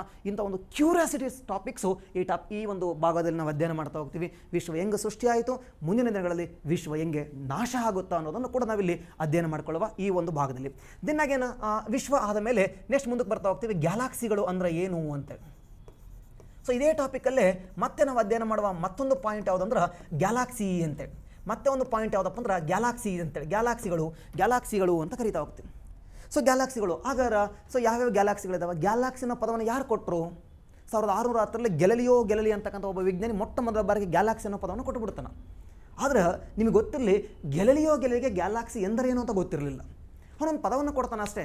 ಸೊ ಏನಂತ ಹೇಳ್ತಾನೆ, ನಮಗೆ ಕಣ್ಣಿಗೆ ಕಾಣದೇ ಇರತಕ್ಕಂಥ ಯಾವುದೋ ಒಂದು ಬೆಳಕು ಇಡೀ ವಿಶ್ವದಲ್ಲಿದ. ಸೊ ಆ ವಿಶ್ವದಲ್ಲಿ ಯಾವುದೋ ಒಂದು ಬೆಳಕಿದ, ಆ ಬೆಳಕು ನಮ್ಮ ಕಣ್ಣಿಗೆ ಕಾಣಿಸ್ತಾ ಇಲ್ಲ. ಸೂರ್ಯ ಏನೂ ಅಲ್ಲ, ಅದ್ರ ಮುಂದೆ ಸೂರ್ಯನಿಗಿಂತ ಬಲಿಷ್ಠವಾದ ಶಕ್ತಿಯುತವಾದ ಆಕಾಶಕಾಯಗಳಿದಾವ. ಆ ಆಕಾಶಕಾಯಗಳ ಗುಂಪಿಗೆ ಗ್ಯಾಲಾಕ್ಸಿ ಅಂತ ಕರೀರಿ ಅಂತ ಹೇಳ್ತಾನೆ ಅಷ್ಟೇ. ಸೊ ಯಾರು ನಮ್ಮ ಗೆಲಲಿ ಗ್ಯಾಲಾಕ್ಸಿ ಅಂತ ಕರೀರಿ ಅಂತ ಹೇಳ್ತಾನೆ. ಆದರೆ ಗ್ಯಾಲಾಕ್ಸಿ ಎಂದರೇನು, ಗ್ಯಾಲಾಕ್ಸಿಗಳು ಹೆಂಗಿದಾವ, ಅವುಗಳು ಹೆಂಗೆ ರಚನೆ ಆದವು, ಅವುಗಳು ಹೆಂಗೆ ಸೃಷ್ಟಿ ಆದವು, ಅವುಗಳು ಹೆಂಗೆ ಸತ್ತೋಗ್ತವೆ, ಇದೆಲ್ಲ ವಿವರಣೆ ಕೊಟ್ಟವನು ಎಡ್ವಿನ್ ಅಬೆಲ್ ಅಂತೇಳಿ. ಸೊ ಆ ಎಡ್ವಿನ್ ಅಬೆಲ್ಲು ಅವ್ರ ಬಗ್ಗೆ ಎಲ್ಲ ನಾವು ಈ ಚಾಪ್ಟರ್ಲ್ಲಿ ಅಧ್ಯಯನ ಮಾಡಿಕೊಳ್ಳುವ. ಆಂಡ್ರೋಮೆಡಾ ಗ್ಯಾಲಾಕ್ಸಿ ಯಾವುದು, ಆಕಾಶಗಂಗೆ ಅಂದರೆ ಯಾವುದನ್ನು ದ್ರೌಪದಿ ಅಂತ ಕರಿತಾ ಹೋಗ್ತೀವಿ, ಯಾವುದು ನಮಗೆ ಭಾಳ ಹತ್ತಿರದಲ್ಲಿದೆ, ಯಾವುದು ನಮಗೆ ಭಾಳ ದೂರದಲ್ಲಿದೆ. ಸೊ ಅದನ್ನು ನಾವು ಇಲ್ಲೇನು ಮಾಡ್ತಾ ಹೋಗುವ, ಅಧ್ಯಯನ ಮಾಡ್ಕೊತ ಹೋಗುವ. ದೆನ್ ಅಗೇನ್ ಗ್ಯಾಲಾಕ್ಸಿ ಆದಮೇಲೆ then we go to discuss about the stars. ನಕ್ಷತ್ರಗಳ ಬಗ್ಗೆ ಡಿಸ್ಕಸ್ ಮಾಡ್ತಾ ಹೋಗುವ. ನಕ್ಷತ್ರಗಳು, ಸ್ಟಾರ್ಸ್ ಬಗ್ಗೆ ಸ್ಟಡಿ ಮಾಡ್ತಾ ಹೋಗುವ. ಸ್ಟಾರ್ಸ್ ನಕ್ಷತ್ರಗಳ ಬಗ್ಗೆ ಏನು ಮಾಡ್ತಾ ಹೋಗುವ, ಸ್ಟಡೀಸ್ ಮಾಡ್ತಾ ಹೋಗುವ. ನಕ್ಷತ್ರಗಳಲ್ಲೇ ಜಾಸ್ತಿ ಏನಿದೆ ನಮಗೆಲ್ಲ ಗೊತ್ತು, ಹೈಡ್ರೋಜನ್ ಹೀಲಿಯಂ ಇದೆ ಅಂತೇಳಿ. ಅದನ್ನು ಬಿಟ್ಟು ಕೇಳ್ತಾನೆ ನಾಳೆ, ಹೈಡ್ರೋಜನ್ ಹೀಲಿಯಂ ಜಾಸ್ತಿ ಇದೆ, ಓಕೆ. ಇದನ್ನು ಬಿಟ್ಟು ನೆಕ್ಸ್ಟ್ ಏನು ಜಾಸ್ತಿ ಇದೆ ಅಂತೇಳಿ. ಇದನ್ನು ಬಿಟ್ಟು ನೆಕ್ಸ್ಟ್ ಏನು ಜಾಸ್ತಿ ಇದೆ, ಆಕ್ಸಿಜನ್ ಇದೆ 3ನೇ ಸ್ಥಾನದಲ್ಲಿ. ನೆಕ್ಸ್ಟ್ ಕಾರ್ಬನ್ ಡೈಆಕ್ಸೈಡ್ ಅಂತ ಬರ್ತಾ ಹೋಗ್ತೈತಿ. ಸೊ ಆಕ್ಸಿಜನ್ನೇ ಕಾರ್ಬನ್ ಡೈಆಕ್ಸೈಡ್ ಅದೇ ಇದೆ ಅನ್ನೋದಕ್ಕೆ ಸಾಕ್ಷಿ ಏನು. ದೆನ್ ಅಗೇನ್ ಸ್ಟಾರ್ಸ್ಗಳಲ್ಲಿ ನ್ಯೂಕ್ಲಿಯರ್ ಫ್ಯೂಷನ್ ನಡೀತದೆ ಅಂತ ನಮಗೆ ಗೊತ್ತು. ನ್ಯೂಕ್ಲಿಯರ್ ಫ್ಯೂಷನ್ ನಡೀತದೆ ಅಂತ ಗೊತ್ತಿದೆ. ಆ ನ್ಯೂಕ್ಲಿಯರ್ ಫ್ಯೂಷನ್ ಟೈಮಲ್ಲಿ ಕೆಲವೊಂದು ಟೈಮಲ್ಲಿ ನಕ್ಷತ್ರಗಳು ದೊಡ್ಡದಾಗ್ತವೆ, ಕೆಲವೊಂದು ಟೈಮಲ್ಲಿ ಚಿಕ್ಕವಾಗ್ತವೆ. ವಿ ಕಾಲ್ಡ್ ಎಸ್ ಎ ಏನಾದರೆ solar maximum and solar minimum ಅಂತ ನೀವು ಕೇಳಿರ್ತೀರ. ಸೊ ಇಲ್ಲಿ ದೊಡ್ಡವಾಗ್ತವೆ ಚಿಕ್ಕವಾಗ್ತವೆ ಅಂದರೆ ಗಾತ್ರ ದೊಡ್ಡದಾಗೋದಲ್ಲ, ಬಿಕಾಸ್ ಅಲ್ಲಿ ಅವುಗಳ ಒಂದು ಬ್ರೈಟ್ನೆಸ್ ಏನಾಗುತ್ತೆ, ವ್ಯತ್ಯಾಸ ಆಗ್ತಾ ಹೋಗುತ್ತಾ, ಅದನ್ನು ನಾವಿಲ್ಲಿ ಅಧ್ಯಯನ ಮಾಡ್ಕೊತ ಹೋಗುವ. ಸೊ ಸ್ಟಾರ್ಸ್ಗಳು, ನಕ್ಷತ್ರಗಳು ಹೆಂಗೆ ಹುಟ್ಟುತ್ತವ? ಸೊ ಪ್ರತಿಯೊಂದು ನಕ್ಷತ್ರಕ್ಕೂ ಕೂಡ ಹುಟ್ಟು ಇದೆ, ಪ್ರತಿಯೊಂದು ನಕ್ಷತ್ರ ಕೂಡ ಬೆಳವಣಿಗೆ ಇದೆ, ಪ್ರತಿಯೊಂದು ನಕ್ಷತ್ರ ಕೂಡ ಸಾವು ಇದೆ. ಸೊ ಸೂರ್ಯನೂ ಕೂಡ ಒಂದು ದಿವಸ ಸತ್ತು ಹೋಗ್ತಾನೆ. ಹಾಗಾದರೆ ಸೂರ್ಯ ಸತ್ತ ಮೇಲೆ ಏನಾಗುತ್ತೆ ಸೂರ್ಯ? ಸೊ ನಮಗೆ ಇದನ್ನ ಕ್ಯೂರಿಯಾಸಿಟಿಗೆ ಅಷ್ಟೇ ಅಲ್ಲ ಅಂತಂದ್ರೂ ಕೂಡ ಅಟ್ಲೀಸ್ಟ್ ಎಕ್ಸಾಮ್ಗಾರ ತಿಳ್ಕೊಬೇಕು. ನಾಳೆ ಸೂರ್ಯ ಸತ್ತೋದ್ಮೇಲೆ ಏನಾಗ್ತಾನೆ? ಶ್ವೇತಕುಬ್ಜ ಆಗುತ್ತೆ. ನೋಡ್ರಿ, ನಕ್ಷತ್ರಗಳು ಸತ್ತೋದ್ಮೇಲೆ ಏನಾಗ್ತಾವಪ್ಪ ಅಂದ್ರೆ ಬ್ಲ್ಯಾಕ್ ಹೋಲ್ಗಳು ಆಗ್ತವೆ, ಆದರೆ ಸೂರ್ಯ ಬ್ಲ್ಯಾಕ್ ಹೋಲ್ ಆಗಲ್ಲ. ನಕ್ಷತ್ರಗಳು ಸತ್ತೋದ್ರೆ ಕಪ್ಪು ಕುಳಿ ಆಗ್ತವೆ, ಆದರೆ ಸೂರ್ಯ ಮಾತ್ರ ಕಪ್ಪು ಕುಳಿ ಆಗಲ್ಲ, ಶ್ವೇತಕುಬ್ಜ ಆಗ್ತಾನೆ. ಯಾಕೆ ಸರ ಶ್ವೇತಕುಬ್ಜ ಆಗ್ತಾನೆ? ಆದರೆ ಯಾವ ನಕ್ಷತ್ರಗಳು ಕಪ್ಪು ಕುಳಿಗಳಾಗ್ತವೆ, ಯಾವ ನಕ್ಷತ್ರಗಳು ಶ್ವೇತಕುಬ್ಜಗಳಾಗ್ತವೆ? ಸೊ ಕಪ್ಪು ಕುಳಿಗೂ ಶ್ವೇತಕುಬ್ಜಕ್ಕೂ ಏನು ವ್ಯತ್ಯಾಸ? ಯಾಕಂದರೆ ಶ್ವೇತಕುಬ್ಜ ಆದರೆ ಸೂರ್ಯನಿಂದ ನಮಗೆ ಬೆಳಕು ಬರುತ್ತಾ? So what is the difference between the black hole and white dwarf? ಇವೆರಡರನ್ನು ನಾವು ಈ ಕಾನ್ಸೆಪ್ಟಲ್ಲಿ ಅಧ್ಯಯನ ಮಾಡ್ಕೊಳ್ತಾ ಹೋಗುವ. ನಕ್ಷತ್ರಗಳು ಹೆಂಗೆ ಹುಡ್ತವೆ, ಸೂರ್ಯ ಸತ್ತ ಮೇಲೆ ಭೂಮಿ ಏನಾಗುತ್ತಾ, ಇದನ್ನು ಕಂಪ್ಲೀಟಾಗಿ ನಾವು ಈ ಭಾಗದಲ್ಲಿ ಏನು ಮಾಡುವ, ಅಧ್ಯಯನ ಮಾಡುವ. ಇನ್ನು ನಕ್ಷತ್ರಗಳ ಆದಮೇಲೆ ನೆಕ್ಸ್ಟ್ ಮುಂದಕ್ಕೆ ಬರ್ತಾ ಹೋಗೋಣ. ಯಾವುದಪ್ಪ ಅಂದ್ರೆ ನಕ್ಷತ್ರ ಪುಂಜಗಳು ಅಂತೇಳಿ. ನಕ್ಷತ್ರ ಪುಂಜಗಳು ಅಂತೇಳಿ ಕಾನ್ಸ್ಟಲೇಷನ್ ಅಂತ ಕರಿತಾ ಹೋಗ್ತೀವಿ. ಕಾನ್ಸ್ಟಲೇಷನ್ಸ್ ಅಂತ ಕರಿತಾ ಹೋಗ್ತೀವಿ. ಇಂಗ್ಲೀಷ್ ಪದಗಳ ಪರಿಚಯ ಇರಲೇಬೇಕು. ಯಾಕೆ ಅಂತಂದ್ರೆ ಎಕ್ಸಾಮ್ಸಲ್ಲಿ ನಿಮಗೆ ನಾಳೆ ಎಕ್ಸಾಮ್ಸಲ್ಲಿ ನಕ್ಷತ್ರ ಪುಂಜ ಅಂತ ಕೊಡೋ ಬದಲಿ ಕನ್ನಡದಲ್ಲಿ ಕಾನ್ಸ್ಟಲೇಷನ್ಸ್ ಅಂತ ಕೊಟ್ಟು ಬಿಡ್ತಾನೆ. ಕಾನ್ಸ್ಟಿಟ್ಯೂಷನ್ ಅಲ್ಲ ಇದು, ಕಾನ್ಸ್ಟಲೇಷನ್, ಕನ್ನಡ ನಕ್ಷತ್ರ ಪುಂಜ ಅಂತೇಳಿ. ಸೊ ಪದಗಳನ್ನು ವ್ಯತ್ಯಾಸ ಮಾಡೋಂಗಿಲ್ಲ. ಸರ್ ಗ್ಯಾಲಾಕ್ಸಿ ಅಂದರೆ ನಕ್ಷತ್ರಗಳ ಗುಂಪು. ಸರ್ ನಕ್ಷತ್ರ ಪುಂಜ ಅಂದರೆ ಅದು ಕೂಡ ನಕ್ಷತ್ರಗಳ ಗುಂಪೇ, ಬಟ್ ವ್ಯತ್ಯಾಸ ಇದೆ. ಏನು ವ್ಯತ್ಯಾಸ ಇದೆ ಸರ? ಸೊ ಗ್ಯಾಲಾಕ್ಸಿ ಅಂದರೆ ಯಾವ್ಯಾವ ನಕ್ಷತ್ರದವು ಎಲ್ಲವೂ ಸೇರ್ಕೊಂಡ್ರೆ ಗ್ಯಾಲಾಕ್ಸಿ ಆಗುತ್ತಾ, ಬಟ್ ನಕ್ಷತ್ರ ಪುಂಜ ಅಂದ್ರೆ ವಿಚಾರದ ಸೆಲೆಕ್ಟೆಡ್ ಕೆಲವೊಂದಿಷ್ಟು ಆಯ್ದ ನಕ್ಷತ್ರಗಳನ್ನು ಸೇರ್ಕೊಂಡು ನಕ್ಷತ್ರ ಪುಂಜಗಳಂತ ಡಿಸ್ಕಸ್ ಮಾಡ್ತಾ ಹೋಗ್ತೀವಿ. ಲಿಯೋ ಅಂತ ಇದೆ, ಸಪ್ತರ್ಷಿ ಮಂಡಲ ಅಂತ ನೀವು ಕೇಳಿರ್ತೀರ. ಅದು ಎಕ್ಸಾಮ್ಸಲ್ಲಿ ಉರ್ಸ್ ಮೇಜರ್ ಅಂತ ಪದ ನೋಡಿರ್ತೀರ, ಉರ್ಸ್ ಮೈನರ್ ಅಂತ ಪದ ನೋಡಿರ್ತೀರ. ಸೊ ನಮ್ಗೆ ಯಾಕೆ ಈ ಪ್ರಶ್ನೆಗಳು ಇಲ್ಲಿ ಬರಲ್ಲ ಅಂತ ಅನಿಸುತ್ತೆ ಗೊತ್ತಾ? ಆ ಪದಗಳು ನಮಗೆ ಗೊತ್ತೇ ಇಲ್ಲ ಕಣ್ರಿ. ಮತ್ತು ಇಲ್ಲಿಂದ ಪ್ರಶ್ನೆಗಳು ಬಂದರೆ ಅವು ಅಸ್ಟ್ರೋನಮಿ ಪ್ರಶ್ನೆ ಅಂತ ನಿಮ್ಗೆ ಅನಿಸೋದೇ ಇಲ್ಲ. ನಾನು ನಿಮ್ಗೆ ಈಗ ತಾನೇ ಹೇಳ್ತಾ ಹೋದೆ, ಯಾವುದೊಂದು ಧ್ವಜಸ್ತಂಭದ ನೆರಳು ಬೀಳಲ್ಲ, ಹಂಗಾರೆ ಆ ಧ್ವಜಸ್ತಂಭ ಎಲ್ಲೈತಿ ಅಂತೇಳಿ. ಅದು ಅಸ್ಟ್ರೋನಮಿ ಅಂತ ಅನಿಸೋದೇ ಇಲ್ಲ. ಹಿಂಗಾಗಿನೇ ಇಲ್ಲಿ ಪ್ರಶ್ನೆ ಬಂದರೂ ಕೂಡ ನಮಗೆ ಗೊತ್ತಾಗಲ್ಲ, ಸುಮ್ಮನೆ ಮಾರ್ಬಿಡ್ತೀವಿ. ಹಿಂಗಾಗಿ ಇದು ನಮ್ಗೆ ಗೊತ್ತಿರಬೇಕು. ಇದಕ್ಕೆ ಭಾಳ ಜಾಸ್ತಿ ನಿಮಗೆ ನೋಟ್ಸು ಡಾಟಾ ಸಿಗೋಲ್ಲ.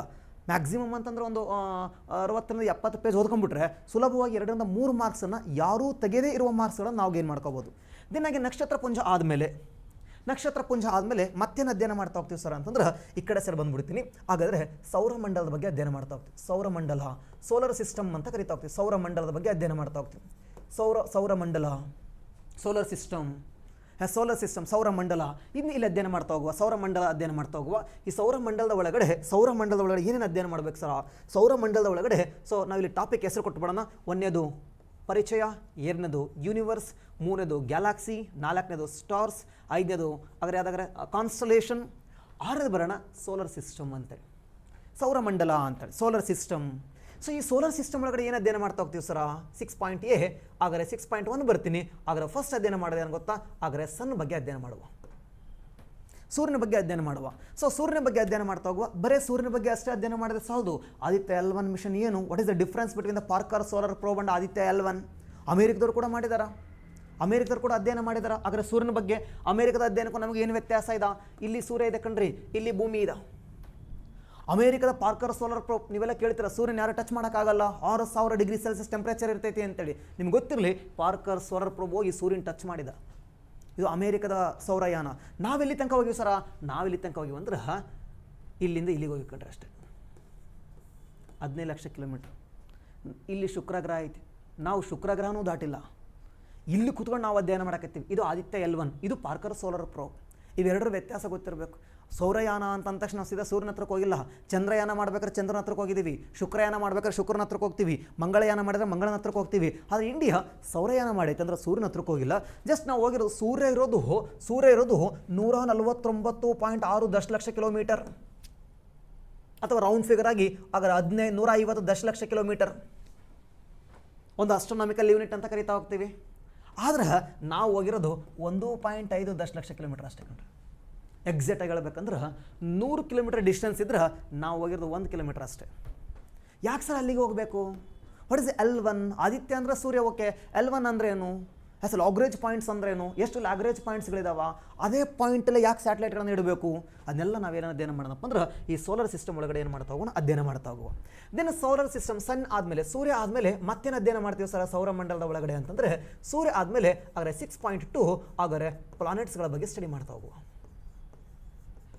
ಪ್ಲಾನೆಟ್ಸ್ ಗ್ರಹಗಳ ಬಗ್ಗೆ ಸ್ಟಡಿ ಮಾಡ್ತಾ ಹೋಗುವ, ಗ್ರಹಗಳ ಬಗ್ಗೆ ಸ್ಟಡಿ ಮಾಡ್ತಾ ಹೋಗುವ. ಸೊ ಎಲ್ಲರ ಹತ್ರ ಒಂದು ಸಾಂಪ್ರದಾಯಿಕ ವಿಧಾನ ಇದೆ. ನಾನು ಹೇಳ್ತೇನೆ ಇಲ್ಲಿ ನಿಮಗೆ ಸಿಲೆಬಸ್ ಹೇಳೋ ಉದ್ದೇಶ ಏನಪ್ಪ ಅಂತಂದ್ರೆ ಏನೇನಿದೆ ಅಂತ ಗೊತ್ತಾಗಬೇಕು, ಮತ್ತು ಅದು ಹೆಂಗೆ ಓದಬೇಕಂತ ಗೊತ್ತಾಗಬೇಕು, ಜೊತೆ ಕ್ವಶನ್ಸ್ ಹೆಂಗೆ ಬರ್ತಾವೆ ಅಂತ ಕೂಡ ಗೊತ್ತಾಗಬೇಕು. ನಾನು ನಿಮ್ಗೆ ಅದಕ್ಕೆ ಹೇಳ್ತಾ ಹೋದೆ, ನಾವು ಯಾವುದಾದ್ರು ಒಂದು ಪ್ಲೇಸ್ ರೀಚ್ ಆಗಬೇಕಂದ್ರೆ ಅದರ ರೋಡ್ ಮ್ಯಾಪ್ ನಮ್ಮ ಹತ್ರ ಇರಬೇಕಂದ್ರೆ this is the road map. So okay, 6.2 ಅಲ್ಲಿ ಗ್ರಹಗಳನ್ನು ಹೆಂಗೆ ಓದ್ತಾರೆ ಸರ್? ಸಾಮಾನ್ಯವಾಗಿ ಎಲ್ಲ ಬಹುತೇಕ ನಾನು ಹುಡುಗರನ್ನು ಗಮನಿಸಿದ್ದೀನಿ. ಫಸ್ಟಿಗೆ ಬುಧ ಗ್ರಹ ಓದ್ತಾರೆ, ಮತ್ತು ಆನಂತರ ಶುಕ್ರ ಗ್ರಹ ಓದ್ತಾರೆ, ಆನಂತರ ಭೂಮಿಯನ್ನು ಓದ್ತಾರೆ. ಅವನಿಗೂ ಗೊತ್ತಿರುತ್ತಾ ನಾನು ಶನಿ ಓದೋದಕ್ಕೆ ಶುಕ್ರ ಗ್ರಹ ಮರ್ತ ಹೋಗಿರ್ತೈತಿ ಅಂತೇಳಿ. ಮರ್ತ ಹೋಗ್ತಕೊಂಡ್ರಿ. ಅದಕ್ಕೆ ನಾವೇನು ಮಾಡಬೇಕು, ಹಂಗೆ ಓದಬಾರ್ದು. ಮರ್ತೋಗ್ತಿಂತ ಗೊತ್ತಿದ್ರು ಮತ್ತು ನಾವು ಯಾಕೆ ಓದಬೇಕು? It's a very simple. ಓದೋ ವಿಧಾನವನ್ನು ಬದಲಾಯಿಸಬೇಕು, ಅದನ್ನೇ ಓದಬೇಕು, ಓದೋ ವಿಧಾನ ಬದಲಾಯಿಸಬೇಕು. ಏನು ಮಾಡಬೇಕಂದ್ರೆ just compare one planets to each other planets, ಬೇರೆ ಬೇರೆ ಗ್ರಹಗಳಿಗೆ ಕಂಪೇರ್ ಮಾಡೋದು. ಸೊ ನಾವು ಕಂಪೇರ್ ಮಾಡ್ಕೊಂತ ಹೋದ್ರೆ ಭಾಳ ಸಹ ನೆನಪಿರ್ತೈತೆ ಕಣ್ರಿ. ನಮ್ಗೆ ಗೊತ್ತಿದ್ದ ಫಸ್ಟ್ ಒನ್ ಯಾವುದಿದೆ ಆದರೆ ಮರ್ಕ್ಯುರಿ ಇದೆ. ಇದು ಹೇಳ್ಕೊಡ್ತೀನಿ ಅಂತ ನಾನು ನಿಮ್ಗೆ ಹೆಂಗೆ ನೆನ್ಪಿಟ್ಕೊಳ್ಳೋದು ಅಂತೇಳಿ. ಮರ್ಕ್ಯುರಿ ಇದೆ. ಸೊ ಮರ್ಕ್ಯುರಿ ಆದಮೇಲೆ ವೀನಸ್ ಇದೆ. ಸೊ ವೀನಸ್ ಆದಮೇಲೆ ಅರ್ತ್ ಇದೆ. ಅರ್ತ್ ಆದಮೇಲೆ ಮಾರ್ಸ್ ಇದೆ. ಮಾರ್ಸ್ ಆದಮೇಲೆ ಜುಪಿಟರ್ ಇದೆ. ಜುಪಿಟರ್ ಆದಮೇಲೆ ಸ್ಯಾಟ್ರನ್ ಇದೆ. ಯೂರ್ನಿಸ್ ಇದೆ. ನೆಪ್ಚೂನ್ ಇದೆ. ಕನ್ನಡದಲ್ಲಿ ಮಂಗಳ ಅದರ ಫಸ್ಟ್ನದು ಬುಧ ಅಂತ ಇದೆ, ಶುಕ್ರ ಅಂತ ಇದೆ, ಭೂಮಿ ಅಂತ ಇದೆ, ಮಂಗಳ ಇದೆ, ಗುರು ಇದೆ, ಶನಿ ಇದೆ, ಯೂರ್ನಿಸ್, ನೆಪ್ಚೂನ್. ಸೊ ಇದನ್ನು ನಾವು ಒಂದೊಂದೇ ಗ್ರಹವನ್ನು ಹಿಂಗೆ ಅಧ್ಯಯನ ಮಾಡ್ಕೊಂತ ಹೋಗ್ಬಿಡೋಣ. ಫಾರ್ ಎಕ್ಸಾಂಪಲ್ ಆಗಿ ಹಾಗಾದರೆ ಬುಧ ಗ್ರಹ ಬಂದರೆ ಇದು ವಾಣಿಜ್ಯ ದೇವತೆ. ಹಾಗಾದರೆ ಶುಕ್ರ ಗ್ರಹ ಬಂದರೆ ಹಾಗಾದರೆ ಪ್ರೇಮ ದೇವತೆ, ಗಾಡ್ ಆಫ್ ಲವ್ ಅಂತ ಕರಿತೀವಿ. ಹಾಗಾದರೆ ಭೂಮಿ ಬಂದರೆ ಜನರ ದೇವತೆ. ಹಾಗಾದರೆ ಮಂಗಳ ಬಂದರೆ ಯುದ್ಧ ದೇವತೆ. ತುಂಬ ಸರಿ ಪ್ರಶ್ನೆ ಕೇಳಿದಾನ, which planet is called as a god of war ಅಂತೇಳಿ. ಯುದ್ಧ ದೇವತೆ. ಜುಪಿಟರ್ ಬಂದರೆ ಹಾಗಾದರೆ ದೇವರ ದೇವತೆ ಅಥವಾ ರಾಜರ ದೇವತೆ.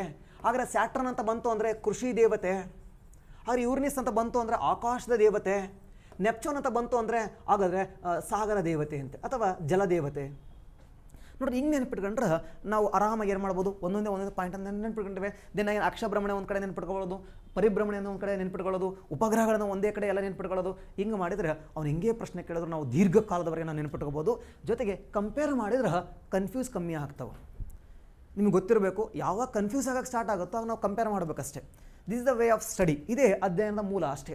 ಓಕೆ, ನೆಕ್ಸ್ಟ್ ಮುಂದಕ್ಕೆ ಬರ್ತಾ ಹೋಗೋಣ. ಇದನ್ನು ನಾವೆಲ್ಲ ಎಲ್ಲಿ ಅಧ್ಯಯನ ಮಾಡೋಣ, ಈ ಪ್ಲಾನೆಟ್ಸ್ ಅನ್ನೋ ಚಾಪ್ಟರ್ ಒಳಗಡೆ ಅಧ್ಯಯನ ಮಾಡ್ತೀನಿ. ಅದ್ರ ಬಗ್ಗೆ ಭಾಳ ಡೀಟೇಲ್ಸ್ ಆಗಿದೆ. ಅದು ನೆನ್ಪಿಟ್ಕೊಳ್ಳುವ ಟ್ರಿಕ್ಸ್ ಏನಿದಾವ ಅದನ್ನೆಲ್ಲ ನಾನು ನಿಮಗೆ ಕ್ಲಾಸಲ್ಲಿ ಹೇಳ್ಕೊಡ್ತಾ ಹೋಗ್ತೀನಿ ಅಂತ.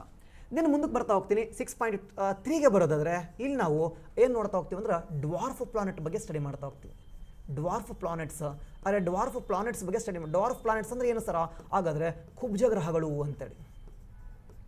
ಕುಬ್ಜ ಗ್ರಹ ನೀವೆಲ್ಲ ಪ್ಲೇಟೋ ಅಂತ ಕೇಳಿರ್ತೀರಾ. ಪ್ಲೇಟೋ ಒಂದು ಡ್ವಾರ್ಫ್ ಪ್ಲಾನೆಟ್, ಕುಬ್ಜ ಗ್ರಹ, ಡ್ವಾರ್ಫ್ ಪ್ಲಾನೆಟ್. ಹಾಗಾದರೆ ಕುಬ್ಜ ಗ್ರಹಗಳು ಅಂತ ಕರೀತೀವಿ. ವೈಟ್ ಡ್ವಾರ್ಫ್ ಅಂದರೆ ಬೇರೆ, ಅದು ಶ್ವೇತ ಕುಬ್ಜ. ಸೂರ್ಯ ಸತ್ತ ಮೇಲೆ ಏನಾಗ್ತಾನೆ ಅಂದರೆ ಶ್ವೇತ ಕುಬ್ಜ ಆಗ್ತಾನೆ. ಅವೆಲ್ಲ ಕಂಪೇರ್ ಮಾಡ್ತಾ ಹೋಗ್ತೀನಿ ಅಂತ ನನ್ನ ಕ್ಲಾಸಲ್ಲಿ. ದೆನ್ 6.4 ಬರೋಣ. ಅಲ್ಲಿ ಅಸ್ಟಿಯೋರಾಯ್ಡ್ಸ್ಗಳು ಅಂತ ಬರ್ತಾ ಹೋಗ್ತವೆ. ಅಸ್ಟಿಯೋರಾಯ್ಡ್ಸ್ ಲಾಸ್ಟ್ ಟೈಮ್ ಪೊಲೀಸ್ ಕಾನ್ಸ್ಟೇಬಲ್ ಎಕ್ಸಾಮ್ಸಲ್ಲಿ ಅವನು ಕನ್ನಡದಲ್ಲಿ ಕ್ಷುದ್ರಗ್ರಹ ಅಂತ ಕೊಟ್ಟಿಲ್ಲ ಕಣ್ರಿ, ಅಸ್ಟಿಯೋರಾಯ್ಡ್ಸ್ ಅಂತಲೇ ಪದ ಕೇಳಿದಾನೆ. ಅಸ್ಟಿಯೋರಾಯ್ಡ್ಸ್ಗಳು ಎಲ್ಲಿ ಕಂಡು ಬರುತ್ತವೆ, ಯಾವ ಗ್ರಹಗಳ ಮಧ್ಯೆ ಅಸ್ಟಿಯೋರಾಯ್ಡ್ಸ್ ಬೆಲ್ಟ್ ಇದಾವ, ಅದನ್ನು ಬಿಟ್ಟು ಬೇರೆ ಕಡೆ ಎಲ್ಲರೂ ಇರ್ತಾವ ಅಸ್ಟಿಯೋರಾಯ್ಡ್ಸ್ಗಳು. ಡಾರ್ಟ್ ಅಂದರೆ ಏನು, ಅಟ್ಲಾಸ್ ಅಂತ ಅಂದರೆ ಏನು, ಹಾಗಾದ್ರೆ ಲೂಸಿಯಾ ಅಂತಕ್ಕಂಥ ಪ್ರಾಜೆಕ್ಟ್ ಏನು, ಇವುಗಳನ್ನೆಲ್ಲ ನಾವೆಲ್ಲ ಅಧ್ಯಯನ ಮಾಡ್ಕೊಳ್ತಾ ಹೋಗೋಣಂತ. ಅಸ್ಟಿಯೋರಾಯ್ಡ್ಸ್ ಕನ್ನಡದಲ್ಲಿ ಏನಂತ ಕರಿತಾ ಹೋಗ್ತೀವಿ ಅಂದರೆ ಕ್ಷುದ್ರ ಗ್ರಹಗಳು ಅಂತ ಕರಿತಾ ಹೋಗ್ತೀವಿ. ಅಸ್ಟಿಯೋರಾಯ್ಡ್ಸ್. ದೆನ್ ಹಾಗೇನೆ 6.5ಗೆ ಬರೋದಾದರೆ 6.5ರಲ್ಲಿ ಮೆಟಿಯೋರಾಯ್ಡ್ಸ್ ಬಗ್ಗೆ ಅಧ್ಯಯನ ಮಾಡ್ತಾ ಹೋಗ್ತೀವಿ. ಮೆಟಿಯೋರಾಯ್ಡ್ಸ್ ಅಂದರೆ ಏನು ಸರ? ಮೆಟಿಯೋರಾಯ್ಡ್ಸ್ ಅಂತಂದ್ರೆ ಹಾಗಾದರೆ ಮೆಟಿಯೋರಾಯ್ಡ್ಸ್ ಅಂದ್ರೆ ಉಲ್ಕೆಗಳು ಅಂತ ಅರ್ಥ. ಉಲ್ಕೆಗಳು ನಾವು ಇದನ್ನ ಓದಿದರೆ ನೆನಪಿರಲ್ಲ ಕಣ್ರಿ, ಕಂಪೇರ್ ಮಾಡ್ಕೋಬೇಕು. What is the difference between the meteoroids and asteroids? ಅಸ್ಟರಾಯ್ಡ್ಸ್ಗಳಿಗೂ ಮತ್ತು ಮೆಟಿಯೋರಾಯ್ಡ್ಸ್ಗಳಿಗೂ ಏನು ವ್ಯತ್ಯಾಸ ಇದೆ? What is the difference between the dwarf planet and asteroids? ಇವುಗಳನ್ನ ವ್ಯತ್ಯಾಸನ ಅರ್ಥ ಮಾಡ್ಕೋಬೇಕು. ಅದನ್ನ ನಿಮಗೆ ಕ್ಲಾಸ್ ಹೇಳ್ಕೊಡ್ತೀನಿ ಅಂತ. 6.6 ಬರೋಣ. 6.6 ಬಂದ್ರೆ ಉಲ್ಕೆಗಳು ಆದಮೇಲೆ ನೆಕ್ಸ್ಟ್ ಬರೋಣ ಕಾಮೆಟ್ಸ್. ಇಂಗ್ಲೀಷ್ ಪದಗಳ ಪರಿಚಯ ಇರಬೇಕು, ಯಾಕಂದರೆ ಪರೀಕ್ಷೆಯಲ್ಲಿ ನಾವು ಪಾಸ್ ಆಗಬೇಕಂತಂದ್ರೆ ಬರೇ ಕನ್ನಡ ಪದಗಳಿದ್ರೆ ತುಂಬ ಕಷ್ಟ ಆಗಿಬಿಡ್ತೈತಿ. ಕಾಮೆಟ್ಸ್ ಅಂತಂದ್ರೆ ಏನಂತ ಕರಿತಾ ಹೋಗ್ತೀವಿ? ಧೂಮಕೇತುಗಳು. ಸೊ ಧೂಮಕೇತುಗಳ ಬಗ್ಗೆ ಸ್ಟಡಿ ಮಾಡುವ. ಸೊ ಹ್ಯಾಲೆ ಧೂಮಕೇತು ಯಾಕೆ ಸಿಕ್ತು, ಯಾಕದು 78 ವರ್ಷಕ್ಕೆ ಕಾಣಬೇಕು, 76 ವರ್ಷಕ್ಕೆ ಕಾಣಬೇಕು, 75 ಅಥವಾ 76 ವರ್ಷಕ್ಕೊಮ್ಮೆ ಹ್ಯಾಲೆ ಅಂತಕ್ಕಂಥ ಒಂದು ಧೂಮಕೇತು ಕಾಣಿಸುತ್ತಾ? ಅದು ನಮಗೆ ಗೊತ್ತಿರೋ ವಿಚಾರ. ಯಾಕೆ 75, 76ಕ್ಕೆ ಕಾಣಬೇಕು? ಪ್ರತಿ ವರ್ಷ ಕಾಣ್ಬೋದಿತ್ತಲ್ವಾ? ಎಲ್ಲ ಪ್ಲೇಸಲ್ಲೂ ಕಾಣಿಸುತ್ತಾ? ಸೊ ನಾವಲ್ಲಿ ಡಿಸ್ಕಸ್ ಮಾಡ್ತಾ ಹೋಗುವ. ಹ್ಯಾಲೆ ಧೂಮಕೇತು ಆಗಿರ್ಬೋದು, ಹಾಗಾದರೆ ಶೂ ಮೇಕರ್ ಆಗಿರ್ಬೋದು, ಅವನ್ನೆಲ್ಲ ನಾವಿಲ್ಲಿ ಡಿಸ್ಕಸ್ ಮಾಡುವ. ಒಂದು ವೇಳೆ ಭೂಮಿಗೆ ಧೂಮಕೇತು ಬಂದು ಅಪ್ಪಳಿಸಿದರೆ ಅವುಗಳನ್ನ ಏನಾರು ಡೈವರ್ಟ್ ಮಾಡೋಕ್ಕಾಗುತ್ತಾ? ಸೊ ಅವನ್ನೇನಾರು ಸಮುದ್ರಕ್ಕೆ ಕೆಡಬೇಕಾ? ಓಕೆ, ಸಮುದ್ರಕ್ಕೆ ಕೆಡಿದ್ರೆ ಎಲ್ಲಿ ಕೆಡುತ್ತಾರಾ? ಸೊ ಪೆಸಿಫಿಕ್ ಸಾಗರದ ನೇಮು ಪಾಯಿಂಟ್ ಅಂತ ಇದೆ. ದಕ್ಷಿಣ ಪೆಸಿಫಿಕ್ ಸಾಗರದ ಒಂದು ನೇಮು ಪಾಯಿಂಟ್ ಅಂತ ಅಲ್ಲಿ ಕೆಡುತ್ತಾರೆ. ಸೊ ಅದೆಲ್ಲ ಹೆಂಗೆ ಕೆಡುತ್ತಾರೆ ಏನೋದೆಲ್ಲ ಪೂರ್ತಿ ಡೀಟೇಲಾಗಿ ಅಧ್ಯಯನ ಮಾಡೋದಂತ. ದೆನ್ ಹಾಗೇನ 6.6 ಆಯಿತು. ಸೊ ಸೋಲರ್ ಬಗ್ಗೆ ಸ್ಟಡಿ ಮಾಡ್ತಾ ಹೋಗ್ತೀವಿ, ಪ್ಲಾನೆಟ್ಸ್ ಬಗ್ಗೆ ಸ್ಟಡಿ ಮಾಡ್ತಾ ಹೋಗ್ತೀವಿ, ಡ್ವಾರ್ಫ್ ಪ್ಲಾನೆಟ್ಸ್ ಬಗ್ಗೆ ಸ್ಟಡಿ ಮಾಡ್ತಾ ಹೋಗ್ತೀವಿ, ಅಸ್ಟ್ಯೂರಾಯ್ಡ್ಸ್ ಬಗ್ಗೆ ಸ್ಟಡಿ ಮಾಡ್ತಾ ಹೋಗ್ತೀವಿ, ಮೆಟಿಯೋರಾಯ್ಡ್ಸ್ ಬಗ್ಗೆ ಸ್ಟಡಿ ಮಾಡ್ತಾ ಹೋಗ್ತೀವಿ, ಆ್ಯಂಡ್ ಕಾಮೆಟ್ಸ್ಗಳ ಬಗ್ಗೆ ಸ್ಟಡಿ ಮಾಡ್ತಾ ಹೋಗ್ತೀವಿ. ದೆನ್ ಹಾಗೇನ 6.7 ಸ್ಯಾಟಲೈಟ್ ಬಗ್ಗೆ ಸ್ಟಡಿ ಮಾಡ್ತಾ ಹೋಗ್ತೀವಿ. ಸ್ಯಾಟಲೈಟ್ಸ್ ಕನ್ನಡದಲ್ಲಿ ಉಪಗ್ರಹಗಳು ಅಂತ ಕರೀತಾ ಹೋಗ್ತೀವಿ. ಸ್ಯಾಟಲೈಟ್ಸ್ ಉಪಗ್ರಹಗಳ ಬಗ್ಗೆ ಸ್ಟಡಿ ಮಾಡ್ತಾ ಹೋಗ್ತೀವಿ. ಉಪಗ್ರಹಗಳು artificial satellites and natural satellites. ಅತ್ಯಂತ ದೊಡ್ಡ ಉಪಗ್ರಹ ಯಾವುದು? ಗ್ಯಾನಿಮೆಡ. ಎರಡನೇದು ಯಾವುದು? ಟೈಟಾನ್. ಹಾಗಾದರೆ ಎರಡನೇದು ಟೈಟಾನ್, ಮೂರನೇದು ಕ್ಯಾಲಿಸ್ಟೋ. ಕ್ಯಾಲಿಸ್ಟೋ. ನಾಲ್ಕನೇದು ಹಾಗಾದರೆ ಯುರೋಪ. ಐದನೇದು ಬಂದರೆ ಚಂದ್ರ. ಲೂನರ್ ಅಂತ ಕರಿತಾ ಹೋಗ್ತೀವಿ ನಾವು. ಅಸ್ಟ್ರೋನಮಿಯನ್ನು ಅಧ್ಯಯನ ಮಾಡ್ತಾ ಇರಬೇಕಾದ್ರೆ ನಾವು ಚಂದ್ರ ಮತ್ತು ಮೂನ್ ಅಂತ ಕರಿಬಾರ್ದು. ಸೊ ಮೂನ್ ಅಂತ ಕರಿಬಾರ್ದು, ಅದು ಇಂಗ್ಲೀಷ್ ಪದ. ಬಟ್ ನಮ್ಮ ಅಸ್ಟ್ರೋನಮಿ ಒಳಗಡೆ ಅದಕ್ಕೊಂದು ಸ್ಪೆಷಲ್ ಪದ ಇದೆ, ಲೂನರ್ ಅಂತೇಳಿ. ನಾವು ಮೂನ್ ಎಕ್ಲಿಪ್ಸ್ ಅಂತ ಕರಿಬಾರ್ದು, ಲೂನರ್ ಎಕ್ಲಿಪ್ಸ್ ಅಂತ ಕರಿಬೇಕು. ಯಾಕಂದ್ರೆ ಆ ಕೆಲವೊಂದು ಸಬ್ಜೆಕ್ಟ್ಗಳಲ್ಲಿ ಆಯಾ ಪದಗಳನ್ನು ನಾವು ಬಳಕೆ ಮಾಡ್ಕೊತ ಹೋಗಬೇಕು. ಓಕೆ, ಸೊ ಇಷ್ಟು ಅಂಶಗಳನ್ನು 6ನೇ ಅಧ್ಯಾಯದಲ್ಲಿ ಅಧ್ಯಯನ ಮಾಡ್ತಾ ಹೋಗ್ತೀವಿ ಹಾಗಾದರೆ ಸೌರಮಂಡಲದ ಒಳಗಡೆ. ದೆನ್ ಹಾಗೇನು ಮುಂದಕ್ಕೆ ಬರ್ತಾ ಹೋಗೋಣ, 7ನೇ ಭಾಗಕ್ಕೆ ಬರ್ತಾ ಹೋಗೋಣ. ಸೊ 6ನೇ ಪಾಯಿಂಟ್ ನಮಗೆ ಗೊತ್ತಾಗ್ತಾ ಹೋಯಿತು. Then we come to the next concept. ಇದಾದಮೇಲೆ ನಾವು ಮತ್ತೆ ಯಾವುದನ್ನು ಅಧ್ಯಯನ ಮಾಡ್ತೀವಿ ಅಂತಂದ್ರೆ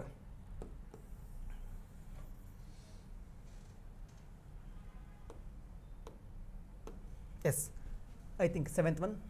ಸೊ 7ನೇ ಒಂದು ಪಾಯಿಂಟ್. 7ನೇ ಪಾಯಿಂಟ್ ಯಾವುದು ಅಂತಂದ್ರೆ, ಸೊ ಈಗ ಇಲ್ಲಿ ತನಕ ನಾವೆಲ್ಲ ಅಧ್ಯಯನ ಮಾಡಿದ್ದು ಸೊ ಭೂಮಿಯನ್ನು ಬಿಟ್ಟು ಎಲ್ಲ ಅಧ್ಯಯನ ಮಾಡಿದ್ವಿ ಕಣ್ರಿ. ಈಗ ಸೊ ಭೂಮಿಯನ್ನು ಬಿಟ್ಟು ಬಹುತೇಕ ಎಲ್ಲ ಅಧ್ಯಯನ ಮಾಡಿದ್ದೀವಿ. ಸೊ ಈಗ ಇಲ್ಲಿ ಏನು ಮಾಡೋಣ ನಮ್ಗೆ ಗೊತ್ತಾ? ಹಾಗಾದರೆ ಭೂಮಿ ಬಗ್ಗೆ ಅಧ್ಯಯನ ಮಾಡುವ. ಸೊ ಭೂಮಿಯ ಆಕಾರ ಜಿಯಾಡ್ ಆಗೈತೆ ಅಂತ ಗೊತ್ತ್ಕೊಂಡ್ರಿ. ಯಾಕೆ ಅದಕ್ಕೆ ಜಿಯಾಡ್ ಅಂತಂದೇ ಕರೆದ್ರು? ಯಾರು ಕರೆದ್ರು ಆ ಜಿಯಾಡ್ ಅಂತೇಳಿ? ಸೊ ಜಿಯಾಡ್ ಅಂತಂದ್ರೆ ಯಾಕೆ ಕರಿಬೇಕು? ಸುಮಾರು ಒಂದು 12.5 ಮಾರ್ಕ್ಸ್ ಕೇಳಿದಾನೆ. ಭೂಮಿಯು ಜಿಯಾಡ್ ಆಕಾರದಲ್ಲಿದೆ, ಚರ್ಚಿಸಿ ಅಂತೇಳಿ. ನೀವು ಅದನ್ನು ಬರೀಬೇಕಲ್ವ, 1-1.5 ಪೇಜ್ ಬರಬೇಕಾಗತ್ತೆ ಮೇನ್ಸ್ ಒಳಗಡೆ. ಭೂಮಿಯು ಜಿಯಾಡ್ ಆಕಾರವಾಗಿದೆ. ಅದಕ್ಕೆ ಸಾಕ್ಷಿಗಳೇನು, ಅದಕ್ಕೆ ಎವಿಡೆನ್ಸಸ್ ಏನಿದಾವ? ಬೆಡ್ ಫೋರ್ಡ್ ಪ್ರಯೋಗ ಅಂತ ಅಂದರೆ ಏನು? ಬೆಡ್ ಫೋರ್ಡ್ ಪ್ರಯೋಗದಲ್ಲಿ ಭೂಮಿ ದುಂಡಗಿದೆ ಅಂತ ಹೆಂಗೆ ಸಾಬೀತುಪಡಿಸುತ್ತಾ? ಅರಿಸ್ಟಾಟಲ್ ಹೇಳ್ತವ್ರೆ ಏನಂತೇಳಿ, ಚಂದ್ರಗ್ರಹಣ ನೋಡಿಬಿಟ್ರೆ ಗೊತ್ತಾಗುತ್ತಾ ಭೂಮಿ ದುಂಡಗಿದೆ ಅಂತೇಳಿ. ಸೊ ಇದನ್ನು ನಾಳೆ ಪ್ರಶ್ನೆ ಕೇಳ್ತಾನೆ, ಚಂದ್ರಗ್ರಹಣ ನೋಡಿದ್ರೆ ಭೂಮಿ ದುಂಡಗಿದೆ ಅಂತ ಹೆಂಗೆ ಗೊತ್ತಾಗುತ್ತಾ? Is A very simple. ಚಂದ್ರನ ಮೇಲೆ ಭೂಮಿಯ ನೆರಳು ಬೀಳುತ್ತಾ? ಚಂದ್ರಗ್ರಹಣ ಆದಾಗ ಚಂದ್ರನ ಮೇಲೆ ಭೂಮಿಯ ನೆರಳು ಬೀಳುತ್ತಾ? ಆ ನೆರಳು ದುಂಡಿಗಿರುತ್ತಾ? ಹಿಂಗಾಗಿ ನಾವು ಅನ್ಕೋಬೋದು, ಹಾಗಾದ್ರೆ ನೆರಳು ದುಂಡಿಗಿರೋದ್ರಿಂದ ಭೂಮಿ ಕೂಡ ದುಂಡಿಗಿರ್ಬೋದು ಅಂತೇಳಿ. ಸೊ ಪ್ರಶ್ನೆ ಕೇಳ್ತಾನೆ ಕಣ್ರಿ. ಸೊ ಭೂಮಿಯ ಆಕಾರ ಇಲ್ಲಿ ಅಧ್ಯಯನ ಮಾಡುವ. ನೆಕ್ಸ್ಟ್ ಹಾಗಾದರೆ ಅರ್ತ್ ಶೇಪ್ ಆದಮೇಲೆ ಸೊ 8ನೇ ಟಾಪಿಕ್ಕು ಅರ್ತ್ ಸೈಜ್, ಭೂಮಿಯ ಗಾತ್ರ. ನೆಕ್ಸ್ಟ್ ಬರ್ತಾ ಹೋಗುವ ಭೂಮಿಯ ಗಾತ್ರ ಅಂತೇಳಿ. ಭೂಮಿಯ ಆಕಾರ ಆಯಿತು. ಸೊ ಭೂಮಿಯ ಗಾತ್ರ, ಸೈಜ್ ಆಫ್ ಅರ್ತ್, ಭೂಮಿಯ ಗಾತ್ರ ಎಷ್ಟಿದೆ ಭೂಮಿ? ಕರ್ನಾಟಕ ಅಂದ ತಕ್ಷಣ ನೀವು ಸ್ವಲ್ಪ ಅಕ್ಷರನ ಕೇಳಿಸ್ಕೊಂಡು ಬರ್ಕೊಂಡಿರಿ. ನಾನು ಹೇಳೋ ಟೈಮಲ್ಲಿ ಸ್ವಲ್ಪ ನನಗೆ ನಿಮ್ಗೆ ಅರ್ಥ ಮಾಡಿಸ್ಬೇಕು ಅನ್ನೋ ಕಾನ್ಸೆಪ್ಟ್ ಇರ್ತೈತಿ. ಹಿಂಗೆ ನನಗೆ ಅಕ್ಷರದ ಕಡೆ ಕಾನ್ಸಂಟ್ರೇಟ್ ಮಾಡೋಕ್ಕಾಗಲ್ಲ. ಸೊ ಹಿಂಗಾಗಿ ಕೇಳಿಸ್ಕೊಳ್ತಾ ಹೋಗಿರಿ. ಸೊ ಭೂಮಿಯ ಗಾತ್ರ ಅಂದ್ರೆ ನಾವು ಏನು ಸ್ಟಡಿ ಮಾಡ್ತಾ ಹೋಗ್ತೀವಿ ಸರ? ನೋಡಿರಿ, ಕರ್ನಾಟಕ ಅಂದ ತಕ್ಷಣ ನಮ್ಗೆ ಗೊತ್ತಾಗುತ್ತಾ 1,91,791 ಸ್ಕ್ವೇರ್ ಕಿಲೋಮೀಟರ್ದ. ಇಂಡಿಯನ್ ಸೈಜ್ ಎಷ್ಟು ಸರ? 32,87,263 ಇದೆ. So what about earth? ಭೂಮಿಯ ಗಾತ್ರ ಎಷ್ಟು ಆಗಾದ್ರ? ಇಡೀ ಭೂಮಿಯ ಸೈಜ್ ಎಷ್ಟಿದೆ? 510 ದಶಲಕ್ಷ ಚದರ ಕಿಲೋಮೀಟರ್ ಇದೆ. ಇದರಲ್ಲಿ ನೀರು ಎಷ್ಟೈತಿ, ಭೂಭಾಗ ಎಷ್ಟೈತಿ, ಇದನ್ನೆಲ್ಲ ನಾವು ಇಲ್ಲಿ ಅಧ್ಯಯನ ಮಾಡಲ್ಲ. ಇಲ್ಲಿ ಸ್ವಲ್ಪ ನಾನು ನಿಮಗೆ ಇಂಟ್ರಡಕ್ಷನ್ ಕೊಡ್ತೀನಿ ಅಂತ, ಉಳಿದಿರೋ ಎಲ್ಲದನ್ನು ಕೂಡ ನಾವು we will discuss in the part of world ಜಿಯೋಗ್ರಫಿಲಿ ಅಧ್ಯಯನ ಮಾಡೋಣ ನಂತರ. ನೆಕ್ಸ್ಟ್ 9ನೇ ಟಾಪಿಕ್ಕು ಹಾಗಾದರೆ ಭೂಮಿಯ ಆಕಾರ ಆಯಿತು, ಭೂಮಿಯ ಗಾತ್ರ ಆಯಿತು. ನೆಕ್ಸ್ಟ್ ಮುಂದಕ್ಕೆ ಬರ್ತಾ ಹೋಗ್ತೀನಿ. ಹಾಗಾದ್ರೆ ಭಾಳ ಇಂಪಾರ್ಟೆಂಟು ಅರ್ತ್ ಮೋಷನ್ಸು. ಅದಕ್ಕಿಂತ ಮೊದಲು ಇನ್ನೊಂದು ಪಾಯಿಂಟ್ ನಾವು ಅಧ್ಯಯನ ಮಾಡ್ಕೋಬೇಕು. ಏನಪ್ಪ ಅಂದ್ರೆ ಜಿಯೋಗ್ರಫಿಕಲ್ ಇಂಡಿಕೇಟರ್ಸ್ ಅಂತೇಳಿ. ಜಿಯೋಗ್ರಫಿಕಲ್ ಇಂಡಿಕೇಟರ್ಸ್ ಕನ್ನಡದಲ್ಲಿ ಭೌಗೋಳಿಕ ನಿರ್ದೇಶಾಂಕಗಳು ಅಂತ ಕರಿತಾ ಹೋಗ್ತೀವಿ. ಭೌಗೋಳಿಕ ನಿರ್ದೇಶಾಂಕಗಳು ಅಂತ ಕರಿತಾ ಹೋಗ್ತೀವಿ. ಭೌಗೋಳಿಕ ನಿರ್ದೇಶಾಂಕಗಳು ಕನ್ನಡದಲ್ಲಿ ಇಂಗ್ಲೀಷಲ್ಲಿ ಜಿಯೋಗ್ರಫಿಕಲ್ ಇಂಡಿಕೇಟರ್ಸ್ ಅಂತ ಕರಿತಾ ಹೋಗ್ತೀವಿ. ಜಿಯೋಗ್ರಫಿಕಲ್ ಇಂಡಿಕೇಟರ್ಸು ಏನು ಸರ ಭೌಗೋಳಿಕ ನಿರ್ದೇಶಾಂಕಗಳು ಅಂತಂದ್ರೆ? ಸೊ ಈ ಪದ ನಮಗೆ ಹೊಸ್ದೈತಲ್ವಾ? ಸೊ ಈ ಪಾಠ ಕೇಳಿರ್ತಾರೆ ನೀವು ಆಲ್ರೆಡಿ. ಆದರೆ ಈ ಪದ ಹೊಸ್ದಾಗಿರುತ್ತೆ ಅಷ್ಟೇ. ಫಾರ್ ಎಕ್ಸಾಂಪಲ್ಗೆ UTM ಜೋನ್ಸ್ ಅಂತ ಕೇಳಿರ್ತಾರೆ ನೀವು. ಯೂನಿವರ್ಸಲ್ ಟ್ರಾನ್ಸ್ಫರ್ಸ್ ಮರ್ಕ್ಯಾಪ್ಟರ್ ಅಂತೇಳಿ. ಸೊ ಲಾಸ್ಟ್ ಟೈಮ್ ನಿಮ್ಮ ಗ್ರೂಪ್ C ಎಕ್ಸಾಮ್ಸಲ್ಲಿ ಕೇಳಿದಾನೆ, ಕರ್ನಾಟಕವು ಯಾವ UTM ಜೋನಲ್ಲಿ ಐತಿ ಅಂತೇಳಿ.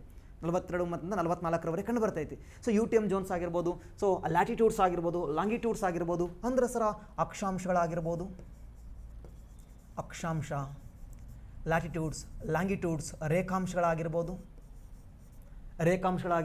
Then U T M zones, U T M zone. So ನಿಮ್ಮ ಪಿ ಸಿ ಎಕ್ಸಾಮ್ಸ್ಗೆ, ಪೊಲೀಸ್ ಕಾನ್ಸ್ಟೇಬಲ್ ಎಕ್ಸಾಮ್ಸಿಗೆ ಅಕ್ಷಾಂಶ ರೇಖಾಂಶ ಓದ್ಕೊಂಡು ಹೋದರೆ ಸಾಕು. ಆದ್ರೆ ಡಿಗ್ರಿ ಲೆವೆಲ್ ಎಕ್ಸಾಮ್ಸ್ಗೆ ನಿಮಗೆ ಯು ಟಿ ಎಮ್ ಜೋನ್ಗಳು ಗೊತ್ತಿರಬೇಕು. ಸೊ ಅದನ್ನೇ ಪ್ರಶ್ನೆ ಕೇಳ್ತಾನೆ, ನೀವು ಪೊಲೀಸ್ ಕಾನ್ಸ್ಟೇಬಲ್ ಓದಕತ್ತಿದ್ದೀರಾ, ಅಥವಾ ವಿಲೇಜ್ ಅಕೌಂಟೆಂಟ್ ಪೋಸ್ಟ್ಗೆ ಓದಕತ್ತಿದ್ದೀರಾ, ಅಥವಾ ಈ SDA ಎಕ್ಸಾಮ್ಸ್ಗೆ ಓದಕತ್ತೀರ ಅಂತಂದ್ರೆ ಸೊ ಅಕ್ಷಾಂಶ ರೇಖಾಂಶ ಓದಿದ್ರೆ ಸಾಕಾಗುತ್ತೆ. ಇಲ್ಲ ಸರ್ ನಾವು PSI ಓದಬೇಕು, ನಾವು KS ಮಾಡಬೇಕು, ನಾವು ಎಕ್ಸೈಸ್ ಸಬ್ ಇನ್ಸ್ಪೆಕ್ಟರ್ ಆಗಬೇಕು ಅಂತಂದ್ರೆ ನಿಮಗೆ ಇವುಗಳ ಜೊತೆಗೆ ಯು ಟಿ ಎಮ್ ಜೋನ್ಸ್ಗಳು ಅಂದರೆ ಏನಂತ ಗೊತ್ತಿರಬೇಕು. ಎಷ್ಟು ಯು ಟಿ ಎಮ್ ಜೋನ್ಸ್ಗಳಿದಾವ, ಆ ಕಾನ್ಸೆಪ್ಟ್ ಏನು, ಅದ್ರ ಬಗ್ಗೆ ಸ್ಟಡಿ ಮಾಡ್ತಾ ಹೋಗುವ. ಸೊ ನಾವು ಇದನ್ನ 9ನೇ ಚಾಪ್ಟರ್ ಒಳಗಡೆ ಏನು ಮಾಡುವ, ಅಧ್ಯಯನ ಮಾಡ್ತಾ ಹೋಗುವ ಅಸ್ಟ್ರೋನಮಿಯ ಭಾಗದ ಒಳಗಡೆ.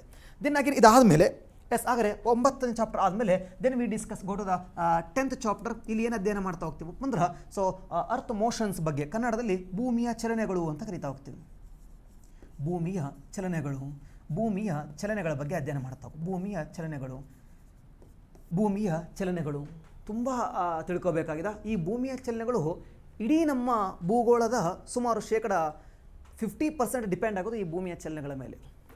ಸೊ ನಮ್ಮ ಅಟ್ಮಾಸ್ಫಿಯರ್ ಡಿಸೈಡ್ ಆಗೋದು, ಸಾಗರ ಪ್ರವಾಹಗಳು, ಮಾರುತಗಳು, ಒತ್ತಡ, ಇದು ನಿಮಗೆ ಕರೆಕ್ಟ್ ಅರ್ಥ ಆದರೆ ಮಾತ್ರ ನೆಕ್ಸ್ಟ್ ನಿಮಗೆ ಕೋಪನ್ ಕ್ಲಾಸಿಫಿಕೇಶನ್ ಅರ್ಥ ಆಗ್ತೈತಿ, ಎಲ್ಲಿನೋ ಅರ್ಥ ಐತಿ, ಲಾನಿನೋ ಅರ್ಥ ಆಗ್ತೈತಿ.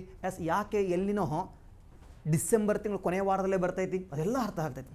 ಲಾಂಗ್ ಡ್ಯೂರೇಷನ್ ಡೇ ಅಂದರೆ ಯಾವುದು, ಶಾರ್ಟ್ ಡ್ಯೂರೇಷನ್ ಡೇ ಅಂತಂದರೆ ಯಾವುದು, ಹಾಗಾದರೆ ಜೀರೋ ಶಾಡೋ ಅಂದರೆ ಏನು, ಜೀರೋ ಶಾಡೋ ಎಲ್ಲಿ ಕಂಡು ಬರ್ತೈತಿ. ಏಪ್ರಿಲ್ 24ನೇ ತಾರೀಕು ಯಾಕೆ ಬೆಂಗಳೂರಲ್ಲಿ ಜೀರೋ ಶಾಡೋ ಕಂಡು ಬರಬೇಕು. ಒಂದು ವರ್ಷಕ್ಕೆ ಎಷ್ಟು ಸ್ಥಳಗಳಲ್ಲಿ ಜೀರೋ ಶಾಡೋ ಕಂಡು ಬರ್ತೈತಿ, ಭೂಮಿ ಯಾವ ಭಾಗದಲ್ಲಿ ಬೇಕಾದ್ರೂ ಕಾಣಿಸುತ್ತಾ ಶಾಡೋ ಇಲ್ಲ. ಸೊ ಈ ಎಲ್ಲ ಕಾನ್ಸೆಪ್ಟ್ಗಳನ್ನು ಇಲ್ಲಿ ನಾವೇನು ಮಾಡಬೇಕು, ಅಧ್ಯಯನ ಮಾಡಬೇಕು.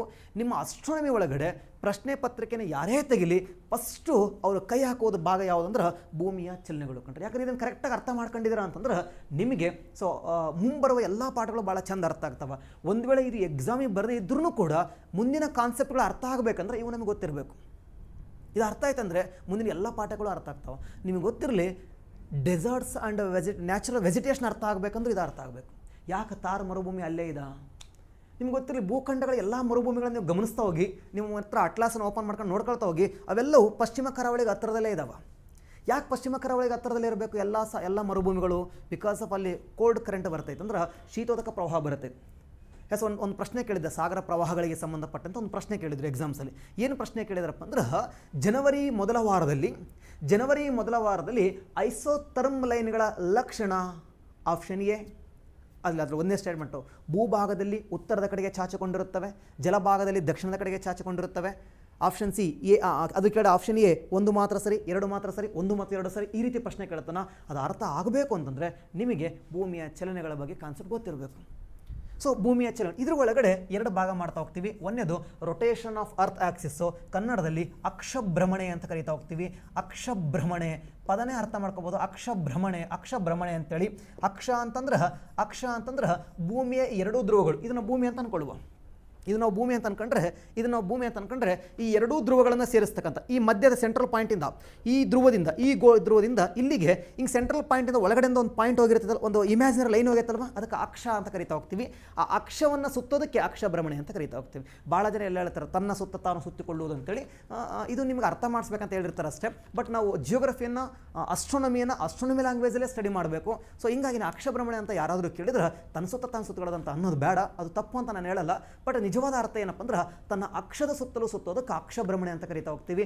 ಅಕ್ಷ ಅಂದ್ರೆ ಏನು sir? First of all it's A very simple. ಅಕ್ಷ ಅಂತಂದ್ರೆ ಇದನ್ನೇ ನಾವು ಭೂಮಿ ಅಂತ ಅನ್ಕೊಳ್ಳೋದಾದ್ರೆ ಈ ಭೂಮಿಯ ಒಳಗಡೆ ಭೂಮಿಯ ಧ್ರುವದಿಂದ ಇನ್ನೊಂದು ಧ್ರುವಕ್ಕೆ ಹೋಗೋಕ್ಕೆ ಒಂದು ಇಮ್ಯಾಜಿನರಿ ಲೈನ್ ಐತೆ ಕಣ್ರಿ. ಇಲ್ಲೇನು ಪೆನ್ಸಿಲ್ ಕಾಣಿಸ್ತೈತಲ್ವ, ಈ ಲೈನನ್ನು ನಾವೇನಂತ ಕರಿತಾ ಹೋಗ್ತೀವಿ ಅಂದ್ರೆ ಅಕ್ಷ ಅಂತ ಕರಿತಾ ಹೋಗ್ತೀವಿ. ಇದ್ರ ಸುತ್ತಲೂ ಸುತ್ತಾಕೋದಕ್ಕೆ ಅಕ್ಷಭ್ರಮಣೆ ಅಂತ ಕರಿತಾ ಹೋಗ್ತೀವಿ. ಇದ್ರ ಇನ್ ಡೀಟೇಲ್ ಇನ್ಫಾರ್ಮೇಷನ್ ತುಂಬ ಮಾತಾಡಬೇಕು ಇದ್ರ ಬಗ್ಗೆ.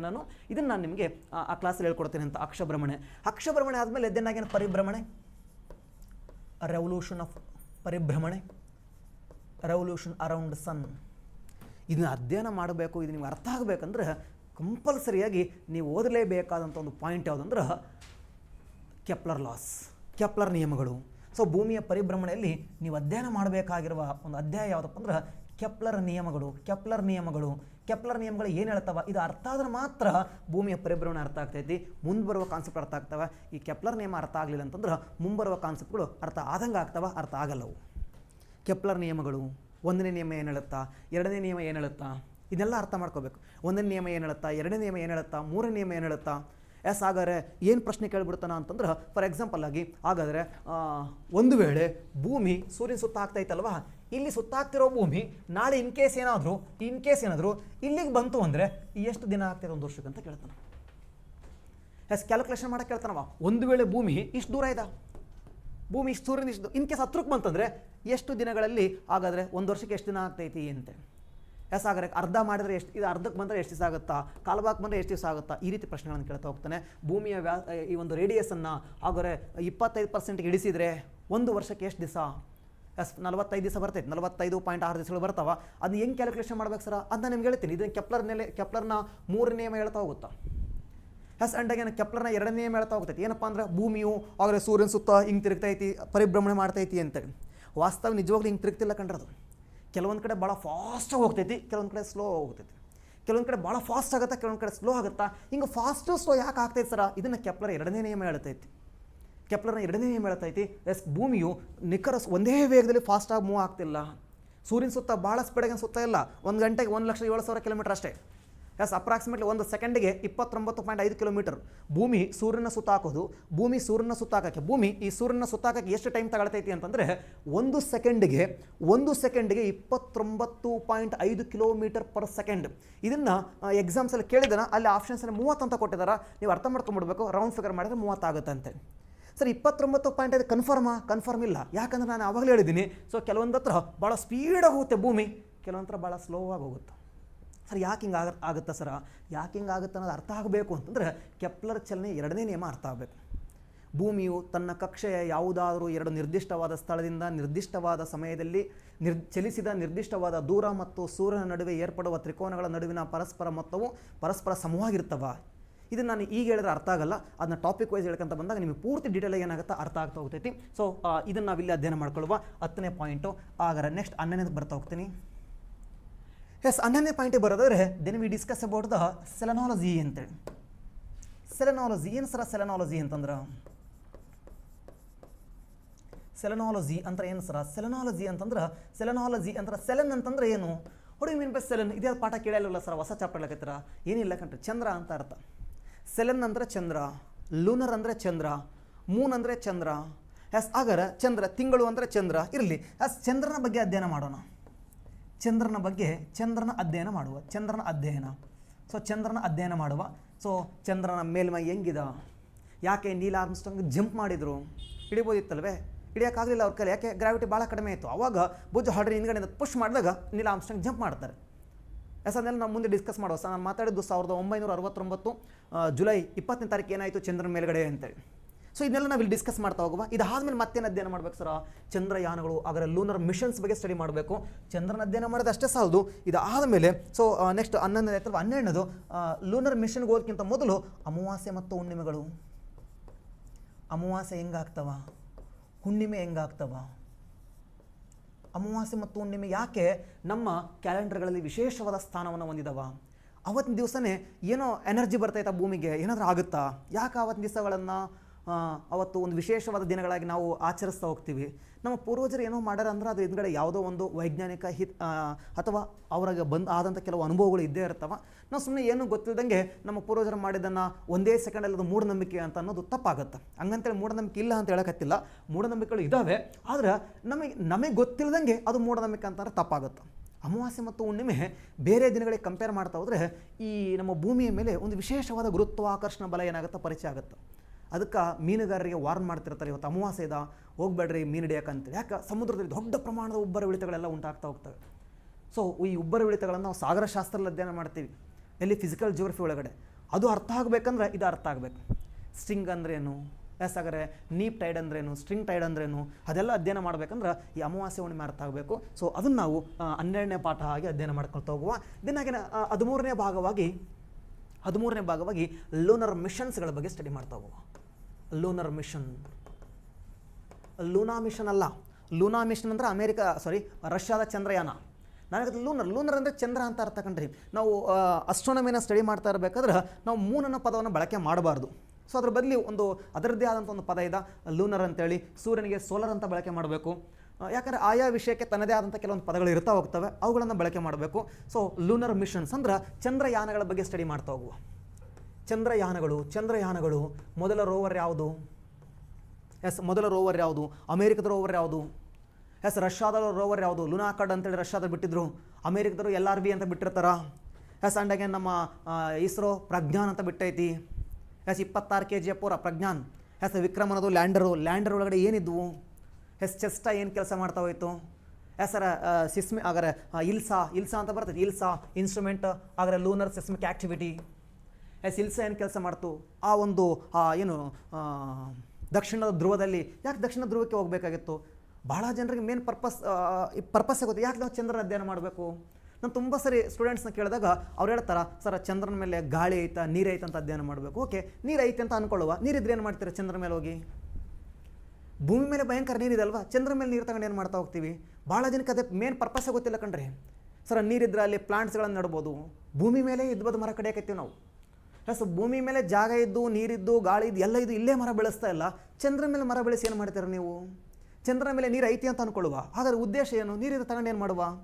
So because of the reason ಇದನ್ನೆಲ್ಲ ಯಾಕೆ ಚಂದ್ರ ಅಧ್ಯಯನ ಮಾಡಬೇಕು? ಸುಮ್ಮನೆ ಇಲ್ಲಿ ನಾನು ಇಂಟನ್ನು ಕೊಟ್ಟಿರ್ತೀನಿ ಅಷ್ಟೇ. ಅದು ಮುಂದೆ ನಾವು ಪಾಠ ಬಂದಾಗ ಪೂರ್ತಿ ಡೀಟೇಲಾಗಿ ಮಾತಾಡ್ತೀನಿ ಅಂತ. ಚಂದ್ರನ ಮೇಲಿರುವ ನೀರಿನ ಹುಡುಕಾಟದ ಉದ್ದೇಶ ನೀರೇ ಬೇಕಾಗಿಲ್ಲ ನಮಗೆ, ನೀರು ಒಳಗಡೆ ಇರೋ ಹೈಡ್ರೋಜನ್ ಆಕ್ಸಿಜನ್ ಬೇಕಾಗೈತಿ. ಸೊ ನಾವು ಎಲೆಕ್ಟ್ರೋಲೈಸಸ್ ಮಾಡಿದ್ರೆ ನೀರಿಂದ ಹೈಡ್ರೋಜನ್ ಆಕ್ಸಿಜನ್ ಸಪ್ರೇಟ್ ಮಾಡ್ಬೋದು. ನೀವು ಕೇಳ್ಬೋದು, ಸರ್ ಹಂಗಾರೆ ಭೂಮಿಯಾಗ ಮಾಡ್ಕೋಬೋದಲ್ವಾ? ಹೌದು. ಸೊ ಚಂದ್ರನಲ್ಲಿ ಮಾಡಿದರೆ ಅಲ್ಲಿಯೇ ಹೈಡ್ರೋಜನ್ ಮತ್ತು ಆಕ್ಸಿಜನ್ ಯೂಸ್ ಮಾಡಿಕೊಂಡು ಅಲ್ಲಿಂದ ರಾಕೆಟ್ಗಳನ್ನು ಲಾಂಚ್ ಮಾಡ್ಬೋದು.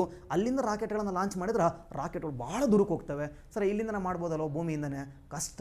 ಯಾಕಂದ್ರೆ ಭೂಮಿಗೆ ಗ್ರಾವಿಟಿ ಜಾಸ್ತಿ ಇದೆ. ನಮ್ಮ ರಾಕೆಟ್ಗಳು ಟೇಕ್ ಆಫ್ ಆಗಬೇಕಂದ್ರೆ ಭೂಮಿ ಎಳೆಯುತ್ತೆ ವಾಪಸ್. ಮ್ಯಾಕ್ಸಿಮಮ್ ಆಫ್ ಫ್ಯೂಯಲ್ ಇಲ್ಲೇ ವೇಸ್ಟ್ ಆಗ್ತೈತೆ ನಮ್ಮದು. ಸೊ ಅದೇ ಚಂದ್ರನಿಂದ ನಾವೇನು ರಾಕೆಟ್ ಉಡಾವಣೆ ಮಾಡಿದರೆ ರಾಕೆಟ್ಗಳನ್ನು ಉಡಾವಣೆ ಮಾಡಿದರೆ ವಿ ಕ್ಯಾನ್ ಈಸಿಲಿ ರೀಚ್ ಯಾವುದು ಯುರೇನಸ್ಸು ಜುಪಿಟರ್ಗಳನ್ನು ರೀಚ್ ಮಾಡ್ಬೋದು. ಸ್ಯಾಟರ್ನ್, ಯುರೇನಸ್, ಜುಪಿಟರ್ಗಳನ್ನು, ನೆಪ್ಚೂನ್ಗಳನ್ನು ರೀಚ್ ಮಾಡ್ಕೋಬೋದು. ಬಟ್ ಆದರೆ ಭೂಮಿಯಿಂದ ಟ್ರೈ ಮಾಡೋದು ಭಾಳ ಕಷ್ಟ ಆಗ್ತೈತೆ. ವಿಜ್ಞಾನ ಎಷ್ಟೇ ಬೆಳವಣಿಗೆ ಆದರೂ ಕೂಡ ಇವತ್ತು ಮನುಷ್ಯ ಮಂಗಳನ ಗ್ರಹದವರೆಗೂ ಹೋಗೋಕ್ಕಾಗಿಲ್ಲ. ಇಕ್ವಿಪ್ಮೆಂಟ್ಸ್ಗಳನ್ನು ಕಳಿಸಿದ್ದೀವಿ ಅಷ್ಟೇ. ನಮ್ಮ ಆಟ ಮಂಗಳಿಂದ ಮುಂದಕ್ಕೆ ಮನುಷ್ಯ ಹೋಗೋಕ್ಕಾಗಿಲ್ಲ. ಮಂಗಳನ ಗ್ರಹಕ್ಕೂ ಹೋಗಿಲ್ಲ ಇವತ್ತು. ನಮ್ಮ ಆಟ only in lunar and Moon ಅರ್ಥ ಅಷ್ಟೇ. ಹಿಂಗಾಗಿನೇ ಒಂದು ವೇಳೆ ಚಂದ್ರ ಏನಾದರೂ ನಮಗೆ ಸಿಕ್ತು ಅಂತಂದರೆ ಬಾಹ್ಯಾಕಾಶ ಪ್ರಪಂಚ ಇನ್ನೂ ವಿಸ್ತಾರ ಆಗ್ತೈತಿ. ಅದನ್ನೆಲ್ಲ ಅಧ್ಯಯನ ಮಾಡಬೇಕಂದ್ರೆ ಚಂದ್ರನ ದಕ್ಷಿಣ ಧ್ರುವನೇ ಟಾರ್ಗೆಟ್ ಮಾಡಬೇಕು. ಯಾಕೆ ದಕ್ಷಿಣ ಧ್ರುವನೇ ಟಾರ್ಗೆಟ್ ಮಾಡಬೇಕು? ಸೊ ಅದನ್ನು ನಾವೆಲ್ಲ ಈ ಲೂನರ್ ಮಿಷನ್ಸ್ಗಳಲ್ಲಿ ಸ್ಟಡಿ ಮಾಡ್ತಾ ಹೋಗುವ. ಆರ್ಟಿಮಸ್ ಅಂದರೆ ಏನು? ಆರ್ಟಿಮಸ್ 1 ಏನಾಯಿತು? ಆರ್ಟಿಮಸ್ 2 ಏನಾಯಿತು? ನೆಕ್ಸ್ಟ್ ಆರ್ಟಿಮಸ್ 3 ಆಗಿದೆ. ಆರ್ಟಿಮಸ್ 3 ಏನಾಗುತ್ತಾ? ಆರ್ಟಿಮಸ್ 4 ಏನಾಗುತ್ತಾ? ಆರ್ಟಿಮಸ್ 5 ಏನಾಗುತ್ತಾ? ಆರ್ಟಿಮಸ್ ಪದ ಅರ್ಥ ಏನು? ಅದೊಂದು ಗ್ರೀಕರ ದೇವತೆ ಹೆಸರು. ಅಪೋಲೋ ದೇವತೆ ಅಂತ ಕೇಳಿರ್ತೀವಿ ನೀವು, ಆರೋಗ್ಯ ದೇವತೆ. ಅವಳ ಸಹೋದರಿ ಹೆಸರು ಆರ್ಟಿಮಸ್.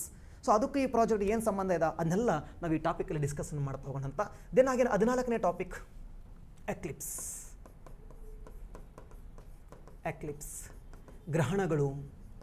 ಗ್ರಹಣಗಳ ಬಗ್ಗೆ ಅಧ್ಯಯನ ಮಾಡ್ತಾ ಹೋಗು. ಸೊ ನಮಗೆಲ್ಲ ಸಾಮಾನ್ಯವಾಗಿ ಗೊತ್ತಿರೋ ವಿಚಾರ, ಸರ ಸೂರ್ಯಗ್ರಹಣ ಅಮಾವಾಸ್ಯೆ ದಿವಸ ಆಗ್ತೈತಿ, ಚಂದ್ರಗ್ರಹಣ ಹುಣ್ಣಿಮೆ ದಿವಸ ಆಗ್ತೈತಿ. ಗೊತ್ತು, 3 ಆಕಾಶಕಾಯಗಳು ನೇರವಾಗಿ ಬರ್ತಾವ. ಮತ್ತು ಬೇರೆ ಅಮಾವಾಸ್ಯೆ ದಿವಸ ಯಾಕೆ ಬರಲ್ಲ? So just you think, imagination ಮಾಡ್ಕೊಳ್ತಾ ಹೋಗಿ. ಇಲ್ಲಿ ಭೂಮಿ ಇದೆ ಅಂತ ಅಂದ್ಕೊಳ್ಳುವ. ಇಲ್ಲಿ ಚಂದ್ರ ಭೂಮಿ ಸುತ್ತಾಗ್ತಾವನಂದರೆ, ಈಗ ನನ್ನ ಮುಖವನ್ನೇ ನಾವು ಸೂರ್ಯ ಅಂತ ಅನ್ಕೊಳ್ಳೋದಾದರೆ ನೋಡ್ರಿ, ಚಂದ್ರ ಭೂಮಿ ಸುತ್ತಾಕಿದ್ರೆ ತಿಂಗಳ ನೇರವಾಗಿ ಬರಬೇಕಲ್ವೇ? ಪ್ರತಿ ತಿಂಗಳು ನಮಗೆ ನೇರವಾಗಿ ಬರಲೇಬೇಕು. ನಾವು ಹೇಳ್ತೀವಿ ಮತ್ತು ನೇರವಾಗಿ ಬಂದರೆ ಗ್ರಹಣ ಆಗೈತಿ ಅಂತೇಳಿ. ಹಾಗಾದ್ರೆ ನೋಡ್ರಿ, ಒಂದು ರೌಂಡ್ ಸುತ್ತಾಕಿದ್ರೆ ಒಂದು ಸರಿ ನೇರವಾಗಿ ಬರಲೇಬೇಕಲ್ವ? 2 ಸರಿ ನೇರವಾಗಿ ಬರಬೇಕು. ಆದರೂ ಕೂಡ ಪ್ರತಿ ತಿಂಗಳ ಗ್ರಹಣ ಆಗಲ್ಲ. ನೋಡ್ರಿ, ಎಲ್ಲ ಸೂರ್ಯಗ್ರಹಣಗಳು ಕೂಡ ಅಮಾವಾಸ್ಯೆ ದಿವಸನೇ ಆಗ್ತವೆ. ಆದರೆ ಎಲ್ಲ ಅಮಾವಾಸ್ಯೆ ಯಾಕೆ ಸೂರ್ಯಗ್ರಹಣ ಆಗಲ್ಲ ಅನ್ನೋದು ನನಗೆ ಗೊತ್ತಿರಬೇಕು. I repeat the sentence. ಎಲ್ಲ ಸೂರ್ಯಗ್ರಹಣ ಅಮಾವಾಸ್ಯೆ ದಿವಸ ಆಗ್ತಾವ ಅಂತ ನಮಗೆ ಗೊತ್ತು. ಎಲ್ಲ ಸೂರ್ಯಗ್ರಹಣ ಅಮಾವಾಸ್ಯೆ ದಿವಸನೇ ಆಗ್ತವೆ. ಆದರೆ ಎಲ್ಲ ಅಮಾವಾಸ್ಯೆ ದಿವಸ ಯಾಕೆ ಸೂರ್ಯಗ್ರಹಣ ಆಗಲ್ಲ? ಸೊ ಇದನ್ನು ನೀವು ಅರ್ಥ ಮಾಡ್ಕೊಂಡಿದ್ದೆ ಆದರೆ ನೀವು ಯಾವುದೇ ಎಕ್ಸಾಮ್ಸ್ಗಳನ್ನು ಏನು ಮಾಡ್ಬೋದಪ್ಪ ಅಂದ್ರೆ ಈಸಿಯಾಗಿ ಪಾಸ್ ಮಾಡ್ಕೋಬೋದು. ಇಷ್ಟು ಅಂಶಗಳು ಯಾವ ಭಾಗ ಗೊತ್ತಾ? ಇಷ್ಟು ಅಂಶಗಳು ಒಂದು ಭಾಗ, ದಟ್ ಈಸ್ ಅಸ್ಟ್ರೋನಮಿ. ಸೊ ತುಂಬ ಡಿಫಿಕಲ್ಟ್ ಆಯಿತಾ? ತುಂಬ ಡಿಫಿಕಲ್ಟ್ ಇಲ್ಲ. ಮೋಸ್ಟ್ ಕ್ಯೂರಿಯಸ್ ಸಬ್ಜೆಕ್ಟು, ತುಂಬ ಕ್ಯೂರಿಯಾಸಿಟಿ ಇರ್ತಕ್ಕಂಥ ಸಬ್ಜೆಕ್ಟು. ಇಷ್ಟೈತಾ ನಾಲೆಡ್ಜು? Just imagination. ಇಷ್ಟೆಲ್ಲ ತಿಳ್ಕೊಂಡ ಮೇಲೆ ನಿಮಗೆ ಒಂದು ಹೆಮ್ಮೆ ಅನಿಸುತ್ತಾ? ಯಾಕಂದರೆ ಇಷ್ಟು ಅಂಶಗಳು, ಮೋಸ್ಟ್ ಕ್ಯೂರಿಯಾಸಿಟಿ ಇರ್ತಕ್ಕಂಥ ಅಂಶಗಳು ಕಂಡ್ರಿ. ಇದು ಒಂದು ಭಾಗ ಅಸ್ಟ್ರೋನಮಿ. ಅಸ್ಟ್ರೋನಮಿ ಬೇರೆ. ನಮ್ಮಲ್ಲಿ ಭಾಳ ಹುಡುಗರಿಗೆ what is the difference between the physical geography and astronomy, ಎರಡಕ್ಕೂ ವ್ಯತ್ಯಾಸ ಗೊತ್ತಿಲ್ಲ. ನೋಡ್ರಿ, ನಾನು ಎಲ್ಲೂ ಕೂಡ ಭೂಮಿ ಬಗ್ಗೆ ಜಾಸ್ತಿ ತಲೆ ಕೆಡಿಸ್ಕೊಳ್ಳೋಕೆ ಹೋಗಿಲ್ಲ. Just only discuss earth, like earth ಅನ್ನೋ ಒಂದು ಪ್ಲಾನೆಟ್ ಆಗಿ ಅಧ್ಯಯನ ಮಾಡಿವ ಅಷ್ಟೇ. ಇಲ್ಲೇನು ಭೂಕಂಪ ಜ್ವಾಲಾಮುಖಿ ಅಧ್ಯಯನ ಮಾಡಿಲ್ಲ. ಸೊ ಅದಕ್ಕೆ ನಾನು ನಿಮ್ಗೆ ಹೇಳ್ತಾ ಹೋದೆ, it's not a part of the geography, it's a part of physical, it's a part of physics ಅಂತೇಳಿ. Astronomy is a part of physics which deals with the celestial bodies. ಆಕಾಶಕಾಯಗಳ ಬಗ್ಗೆ ಅಧ್ಯಯನ ಮಾಡುವ ಖಭೌತಶಾಸ್ತ್ರದ ಒಂದು ಭಾಗವನ್ನೇ ಅಸ್ಟ್ರೋನಮಿ ಅಂತ ಕರಿತಾ ಹೋಗ್ತೀವಿ. ಈ ಅಸ್ಟ್ರೋನಮಿ ಒಳಗಡೆ ಏನೇನು ಸ್ಟಡಿ ಮಾಡ್ತೀವಿ ನಾವು ಅಂತ ನಿಮ್ಗೆ ಗೊತ್ತಿಳಿಸ್ತಾ ಹೋದೆ. ಸೊ ಫಸ್ಟು ಅಸ್ಟ್ರೋನಮಿ ಪರಿಕಲ್ಪನೆ ಹೆಂಗೆ ಬಂತು ಅನ್ನೋದ್ರ ಬಗ್ಗೆ ಆ ಕೆಲವೊಂದು ಒಂದು 20 ಜನ ವ್ಯಕ್ತಿಗಳು ಬರ್ತಾರೆ, ಅವ್ರ ಬಗ್ಗೆ ನಾವು ಸ್ಟಡಿ ಮಾಡ್ತಾ ಹೋಗುವ. ಸೊ ಯೂನಿವರ್ಸ್ ಬಗ್ಗೆ ಸ್ಟಡಿ ಮಾಡುವ, ಗ್ಯಾಲಾಕ್ಸಿಗಳ ಬಗ್ಗೆ ಸ್ಟಡಿ ಮಾಡುವ, ಸ್ಟಾರ್ಸ್ಗಳ ಬಗ್ಗೆ ಸ್ಟಡಿ ಮಾಡುವ, ಕಾನ್ಸ್ಟಲೇಷನ್ಸ್ಗಳ ಬಗ್ಗೆ ಸ್ಟಡಿ ಮಾಡುವ, ಸೋಲಾರ್ ಸಿಸ್ಟಮ್ ಬಗ್ಗೆ ಸ್ಟಡಿ ಮಾಡುವ, ಸೋಲಾರ್ ಸಿಸ್ಟಮ್ ಒಳಗಡೆ ಸೋಲಾರ್ ಬಗ್ಗೆ ಸ್ಟಡಿ ಮಾಡುವ, ಪ್ಲಾನೆಟ್ಸ್ಗಳ ಬಗ್ಗೆ ಸ್ಟಡಿ ಮಾಡುವ, dwarf planets, asteroids, meteoroids, comets, satellites. Then again ಅದಾದಮೇಲೆ earth shape, earth size, geographical indicators, ಅದರೊಳಗಡೆ latitudes, then longitudes, then UTM zones, then earth motions ಒಳಗಡೆ ಅಗರೆ ಏನಾಗರೆ ಫಸ್ಟ್ ಬರ್ತಾ ಹೋದರೆ rotation of earth axis, revolution around sun, then again selenology, we called ಚಂದ್ರನ ಅಧ್ಯಯನ, then again full moon day and new Moon day. New Moon day ಅಂದರೆ ಅಮಾವಾಸ್ಯೆ, full moon day ಅಂತಂದ್ರೆ ಅದು ಹುಣ್ಣಿಮೆ, ಅವುಗಳನ್ನು ಅಧ್ಯಯನ ಮಾಡುವ. ದೆನ್ ಇದಾದಮೇಲೆ lunar missions, then again eclipse. ಇಷ್ಟನ್ನು ಅಧ್ಯಯನ ಮಾಡಿದ್ರೆ ಅಲ್ಲಿಗೆ ಒಂದು ಭಾಗ ಮುಗಿಯುತ್ತೆ. ಇಲ್ಲಿ ನಾನು ಹೇಳ್ತಾ ಇದ್ದೀನಿ, ನಿಮಗಿಲ್ಲ ಸರ್ ನಮಗೆ ಇಷ್ಟೊಂದೆಲ್ಲ ಡೀಟೇಲಾಗೆಲ್ಲ ಅಧ್ಯಯನ ಮಾಡೋಕ್ಕಾಗ ಬೇಡ ಸರ್, ನಮಗೆ ಡೈರೆಕ್ಟಾಗಿ ಎಕ್ಸಾಮ್ಗೆ ಬೇಕು ನಮಗೆ ಅನ್ನೋದಾದರೆ ಅದನ್ನೂ ಹೇಳ್ತಾ ಹೋಗ್ತೀನಿ ಅಂತ. ಯಾವ್ಯಾವ ಟಾಪಿಕ್ಸನ್ನು ನೀವು ಓದ್ಕೋಬೇಕು, ಯಾವ್ಯಾವ ಟಾಪಿಕ್ಸನ್ನು ಓದಬಾರ್ದು ಅಂತ ಈಗ ಹೇಳಲ್ಲ ನಾನು ಅದನ್ನು. ಯಾಕಂದರೆ ಈ ಎಲ್ಲ ಕ್ಲಾಸು ತಿಳ್ಕೊಳ್ಳಿ. ಯಾಕಂದ್ರೆ ನಾಳೆ ನೀವು PC ಅಥವಾ SD ಆದಮೇಲೆ ಭಾಳ ಓದಿರ್ತೀರ, ಆಮೇಲೆ ನಿಮಗೆ 1 ವರ್ಷ ಜಾಬ್ ಮಾಡಿದ್ಮೇಲೆ ಮತ್ತೆ ಅನಿಸುತ್ತೆ ನನಗೆ PSI ಮಾಡಬೇಕು ನಾನು ಅಂತಂದು. ಅವತ್ತು ದಿವಸ ಓದಿದ್ದೇನು ವೇಸ್ಟ್ ಆಗೋಲ್ಲ. ಸೊ ನೀವು ಓದಿದ್ದೇನೂ ನಷ್ಟ ಆಗೋಲ್ಲ. ಹಿಂಗಾಗಿನೇ ಇದಕ್ಕೇನು ಭಾಳ ಬೇಕಾಗಿಲ್ಲ. ನಾನು ನಿಮಗೆ ಶುರು ಮಾಡ್ತಾ ಹೋಗ್ತೀನಿ. ಒಂದು 60ರಿಂದ 70 ಪೇಜ್ ಒಳಗಡೆ ಇಡೀ ನೋಟ್ಸನ್ನು ನೀವೊಂದು ಇದಕ್ಕೊಂದು ಸಪ್ರೇಟಾಗಿ ಒಂದು ನೋಟ್ಸ್ ಮಾಡ್ಕೊಂಬಿಡಿ. ಒಂದು 100 ಪೇಜ್ ನೋಟ್ಸ್ ಆದರೆ ಸಾಕು. ಸೊ ಇದರಲ್ಲಿ ತಿಳ್ಕೊಳ್ಳೋದು ಜಾಸ್ತಿ ಇರುತ್ತೆ, ಬರ್ಕೊಳ್ಳೋದು ಭಾಳ ಕಡಿಮೆ ಇರುತ್ತೆ. ತಿಳ್ಕೊಳ್ಳೋದು ಭಾಳ ಜಾಸ್ತಿ ಇರುತ್ತೆ. ನೀವು ಯಾವುದಾದ್ರೂ ಹಳೆ ನೋಟ್ಸ್ಗಳನ್ನು ಜೆರಾಕ್ಸ್ ಮಾಡಿಸ್ಕೊಂಡ್ರೆ ನಿಮ್ಗೆ ಅರ್ಥ ಆಗೋಲ್ಲ ಕಾನ್ಸೆಪ್ಟ್ಗಳು. ಸೊ ಯಾಕಂದ್ರೆ ಅದರದ್ದು ಚಿತ್ರ ಬಿಡಿಸ್ಕೊಂಡಿರ್ತಾರೆ. ನಾನು ನಿಮಗೆ ಇಲ್ಲಿ ಎಲ್ಲ ಡ್ರಾಯಿಂಗ್ಸ್ ಮೂಲಕ ನಿಮ್ಗೆ ಹೇಳ್ಕೊಡ್ತಾ ಹೋಗ್ತೀನಿ. ಚಿತ್ರ ಬಿಡಿಸಿರ್ತಾರೆ, ಆದರೆ ಅದನ್ನು ಅರ್ಥ ಮಾಡ್ಕೊಳ್ಳೋಕ್ಕಾಗಲ್ಲ. ಹಿಂಗಾಗಿ ಇಷ್ಟು ಅಂಶಗಳು, ಸುಮಾರು ಒಂದು 14 ಅಂಶಗಳಿದ್ದಾವೆ. ಈ 14 ಅಂಶಗಳನ್ನು ನಾನು ನಿಮಗೆ ಮುಂದಿನ ದಿನಗಳಲ್ಲಿ ಏನು ಮಾಡ್ತಾ ಹೋಗ್ತೀನಪ್ಪ ಅಂದ್ರೆ, ಸೊ ಇದಕ್ಕೊಂದು ಪ್ರತ್ಯೇಕವಾಗಿ ಒಂದು ಕ್ಲಾಸ್ ಮಾಡ್ಕೊಂಡು ನಿಮಗೆ ಪ್ರತಿದಿನ 1 ಗಂಟೆನ ಜಸ್ಟ್ ನನಗೆ 1 ಅವರ್ ಕೊಡಿ ಅಷ್ಟೇ. ಒಂದು 100 ಮಿನಿಟ್ಸನ್ನು ಕೊಟ್ಬಿಡಿ ಪರ್ ಡೇ. ಪ್ರತಿದಿನ 100 ಮಿನಿಟ್ಸ್, 60 ನಿಮಿಷ ನಾನು ಕ್ಲಾಸ್ ಮಾಡ್ತೀನಿ. 60 ನಿಮಿಷ ಕ್ಲಾಸನ್ನು ನೀವು ಕರೆಕ್ಟಾಗಿ ಕೇಳಬೇಕು. ನಿಮಗೆ ಟೈಮ್ ಕಮ್ಮಿ ಇದೆ ಅಂತಂದ್ರೆ 1.5 ಇಟ್ಕೊಂಡು ಕ್ಲಾಸ್ ಕೇಳ್ಕೊಳ್ಳಿ. ಆಮೇಲೆ ಒಂದು 40 ನಿಮಿಷ ಅವತ್ತಿನ ಕ್ಲಾಸನ್ನು ಅವತ್ತು ಓದ್ಕೊಂಡ್ಬಿಟ್ರೆ ಸಾಕು. ಇದರೊಳಗಡೆ ಬರುವ ಪ್ರಶ್ನೆಗಳು ಒಂದು 60 ಪೇಜ್, 60ರಿಂದ 70 ಪೇಜ್ ನೋಟ್ಸ್ ಆಗ್ಬೋದು. ಅದನ್ನು ನೀವು ಕರೆಕ್ಟಾಗಿ ಓದ್ಕೊಂಡ್ರೆ ಒಂದು 3ರಿಂದ 4 ಪ್ರಶ್ನೆಗಳು ಬರ್ತವೆ. 2ರಿಂದ 3 ಪ್ರಶ್ನೆ ಬರ್ಬೋದು. ಆ 3 ಪ್ರಶ್ನೆಗಳನ್ನು ಅರ್ಥ ಮಾಡ್ಕೊಂಡ್ರೆ 3 ಪ್ರಶ್ನೆಗಳಲ್ಲಿ 2 ಪ್ರಶ್ನೆ ಆನ್ಸರ್ ಮಾಡಿದ್ರು ಕೂಡ ನೀನು ಪಾಸ್ ಆಗಿಬಿಡ್ತೀಯ. ಯಾಕಂದರೆ ಬೇರೆ ಹುಡುಗರು ಆನ್ಸರ್ ಮಾಡಲ್ಲ. ಎಲ್ಲ ಹುಡುಗರು ಜಿಯೋಗ್ರಫಿಲಿ ಏನು ಓದ್ತಿರ್ತವೆ, ಬರೀ ಅದೇ ಕಾವೇರಿ ನದಿ, ಕಾಳಿ ನದಿ ಅವನು ಓದಬೇಕು. ಬಟ್ ಅವನು ಎಲ್ಲರೂ ಓದ್ತಿರ್ತಾರೆ. ಶರಾವತಿ ನದಿಗೆ ಜೋಗ ಜಲಪಾತ ಯಾರು ಆನ್ಸರ್ ಹಾಕಲ್ಲ, ಎಲ್ಲರೂ ಆನ್ಸರ್ ಹಾಕ್ತಾರೆ. ಆದರೆ ಇದನ್ನು ಕೇಳಿದ್ರೆ ಆನ್ಸರ್ ಹಾಕಲ್ಲ. UTM ಜೋನ್ಸ್ ಇವತ್ತು ಕೂಡ UTM zones, universal transfer Mercator. So UTM ಜೋನ್ಸ್ಗಳು ಗ್ರೂಪ್ C ಎಕ್ಸಾಮ್ಸಲ್ಲಿ ಕೇಳಿರೋ ಪ್ರಶ್ನೆ ಅದು. ಸೊ 1,00,000 ಜನ ಅಪ್ಲಿಕೇಶನ್ ಹಾಕಿದ್ರೆ ಅದಕ್ಕೆ ಆನ್ಸರ್ ಮಾಡೋರ ಸಂಖ್ಯೆ ಎಷ್ಟು? ಒಂದು 300-400 ಜನ ಆನ್ಸರ್ ಮಾಡ್ಬೋದು ಅಷ್ಟೇ. UTM ಜೋನ್ಸ್ ಅಂದರೆ ಏನು ಅಂತೇಳಿ. ಹಿಂಗಾಗಿನೇ ಸ್ವಲ್ಪ ಎಲ್ಲ ಕಾನ್ಸೆಪ್ಟನ್ನು ಅರ್ಥ ಮಾಡ್ಕೊಳ್ಳುವ. ಇದರಲ್ಲಿ ನಂಬರ್ ಆಫ್ ಕ್ವಶನ್ಸ್ ಕಡಿಮೆ ಇರ್ಬೋದು, ಆದರೆ ನೆಕ್ಸ್ಟ್ ಬರೋ ಎಲ್ಲ ಕಾನ್ಸೆಪ್ಟ್ಗಳಿಗೂ ದಿಸ್ ಇಸ್ ದ ರೂಟು, ಇದೊಂದು ಬೇರು. ಇದು ಮುಂದಿನ ಎಲ್ಲ ಅಧ್ಯಾಯಗಳು ಅರ್ಥ ಆಗಬೇಕಂದ್ರೆ ಈ ಒಂದು ಪಾಯಿಂಟ್ಸ್ಗಳು ಏನಾಗಿರಬೇಕಪ್ಪ ಅಂದ್ರೆ ನಿಮಗೆ ಅರ್ಥ ಆಗಿರಬೇಕು. ಇಷ್ಟು ಅಸ್ಟ್ರೋನಮಿ ಬಗ್ಗೆ ಗೊತ್ತಿರಲಿ. ಇನ್ನು ಫಿಸಿಕಲ್ ಜಿಯೋಗ್ರಫಿ ಒಳಗಡೆ ಏನೇನು ಸಿಲೆಬಸ್ ಬರ್ತೈತೆ ಸರ, ವರ್ಲ್ಡ್ ಜಿಯೋಗ್ರಫಿ ಒಳಗಡೆ ಏನೇನು ಬರ್ತೈತೆ ಅನ್ನೋದನ್ನು ನಾವು ನೆಕ್ಸ್ಟ್ ಕ್ಲಾಸಲ್ಲಿ ಕಂಟಿನ್ಯೂ ಮಾಡ್ತಾ ಹೋಗೋಣ ಅಂತ. ಎಷ್ಟು ನಿಮಗೆ ಅಸ್ಟ್ರೋನಮಿ ಬಗ್ಗೆ ಏನಾಗಿರಲಿ ಗೊತ್ತಿರಲಿ. ನಾನು ಈ ಕ್ಲಾಸ್ಗಳನ್ನು ಹೆಂಗೆ ತಗೋಬೇಕು ಸರ್, ನಾವು ಎಲ್ಲಿ ಸಿಗ್ತವೆ ಈ ಕ್ಲಾಸಸ್ ಅನ್ನೋದನ್ನು ನಾನು ಮುಂದೆ ನಿಮಗೆ ಎಲ್ಲ ಎಲ್ಲಿ ಸಿಗ್ತವೆ ಈ ಕ್ಲಾಸ್ ಅನ್ನೋದನ್ನು ನಾನು ಲಾಸ್ಟಿಗೆ ಕರ್ನಾಟಕದ ಜಿಯೋಗ್ರಫಿ ಪರಿಚಯ ಹೇಳ್ತಾ ಹೋಗ್ತೀನಲ್ವ, ಅಲ್ಲಿ ನಾನು ನಿಮ್ಗೆ ತಿಳಿಸ್ಕೊಡ್ತೀನಿ ಅಂತ. ಈ ಕ್ಲಾಸ್ಗಳನ್ನು ಹೆಂಗೆ ತಗೋಬೇಕು, ಅಥವಾ ಎಲ್ರಿಗೂ ಸಿಗ್ತಾವ, ಅಥವಾ ಏನಾದರೂ ಪೇ ಮಾಡಬೇಕಾ, ಎಷ್ಟು ಪೇ ಮಾಡಬೇಕು, ಏನು ಅಂತ ಅನ್ನೋದನ್ನು ನಾನು ನಿಮಗೆ ಲಾಸ್ಟಿಗೆ ಕರ್ನಾಟಕದ ಬಂದಾಗ ನಿಮಗೆ ತಿಳಿಸ್ಕೊಡ್ತೀನಿ ಅಂತ. ಥ್ಯಾಂಕ್ ಯು, ಧನ್ಯವಾದಗಳು.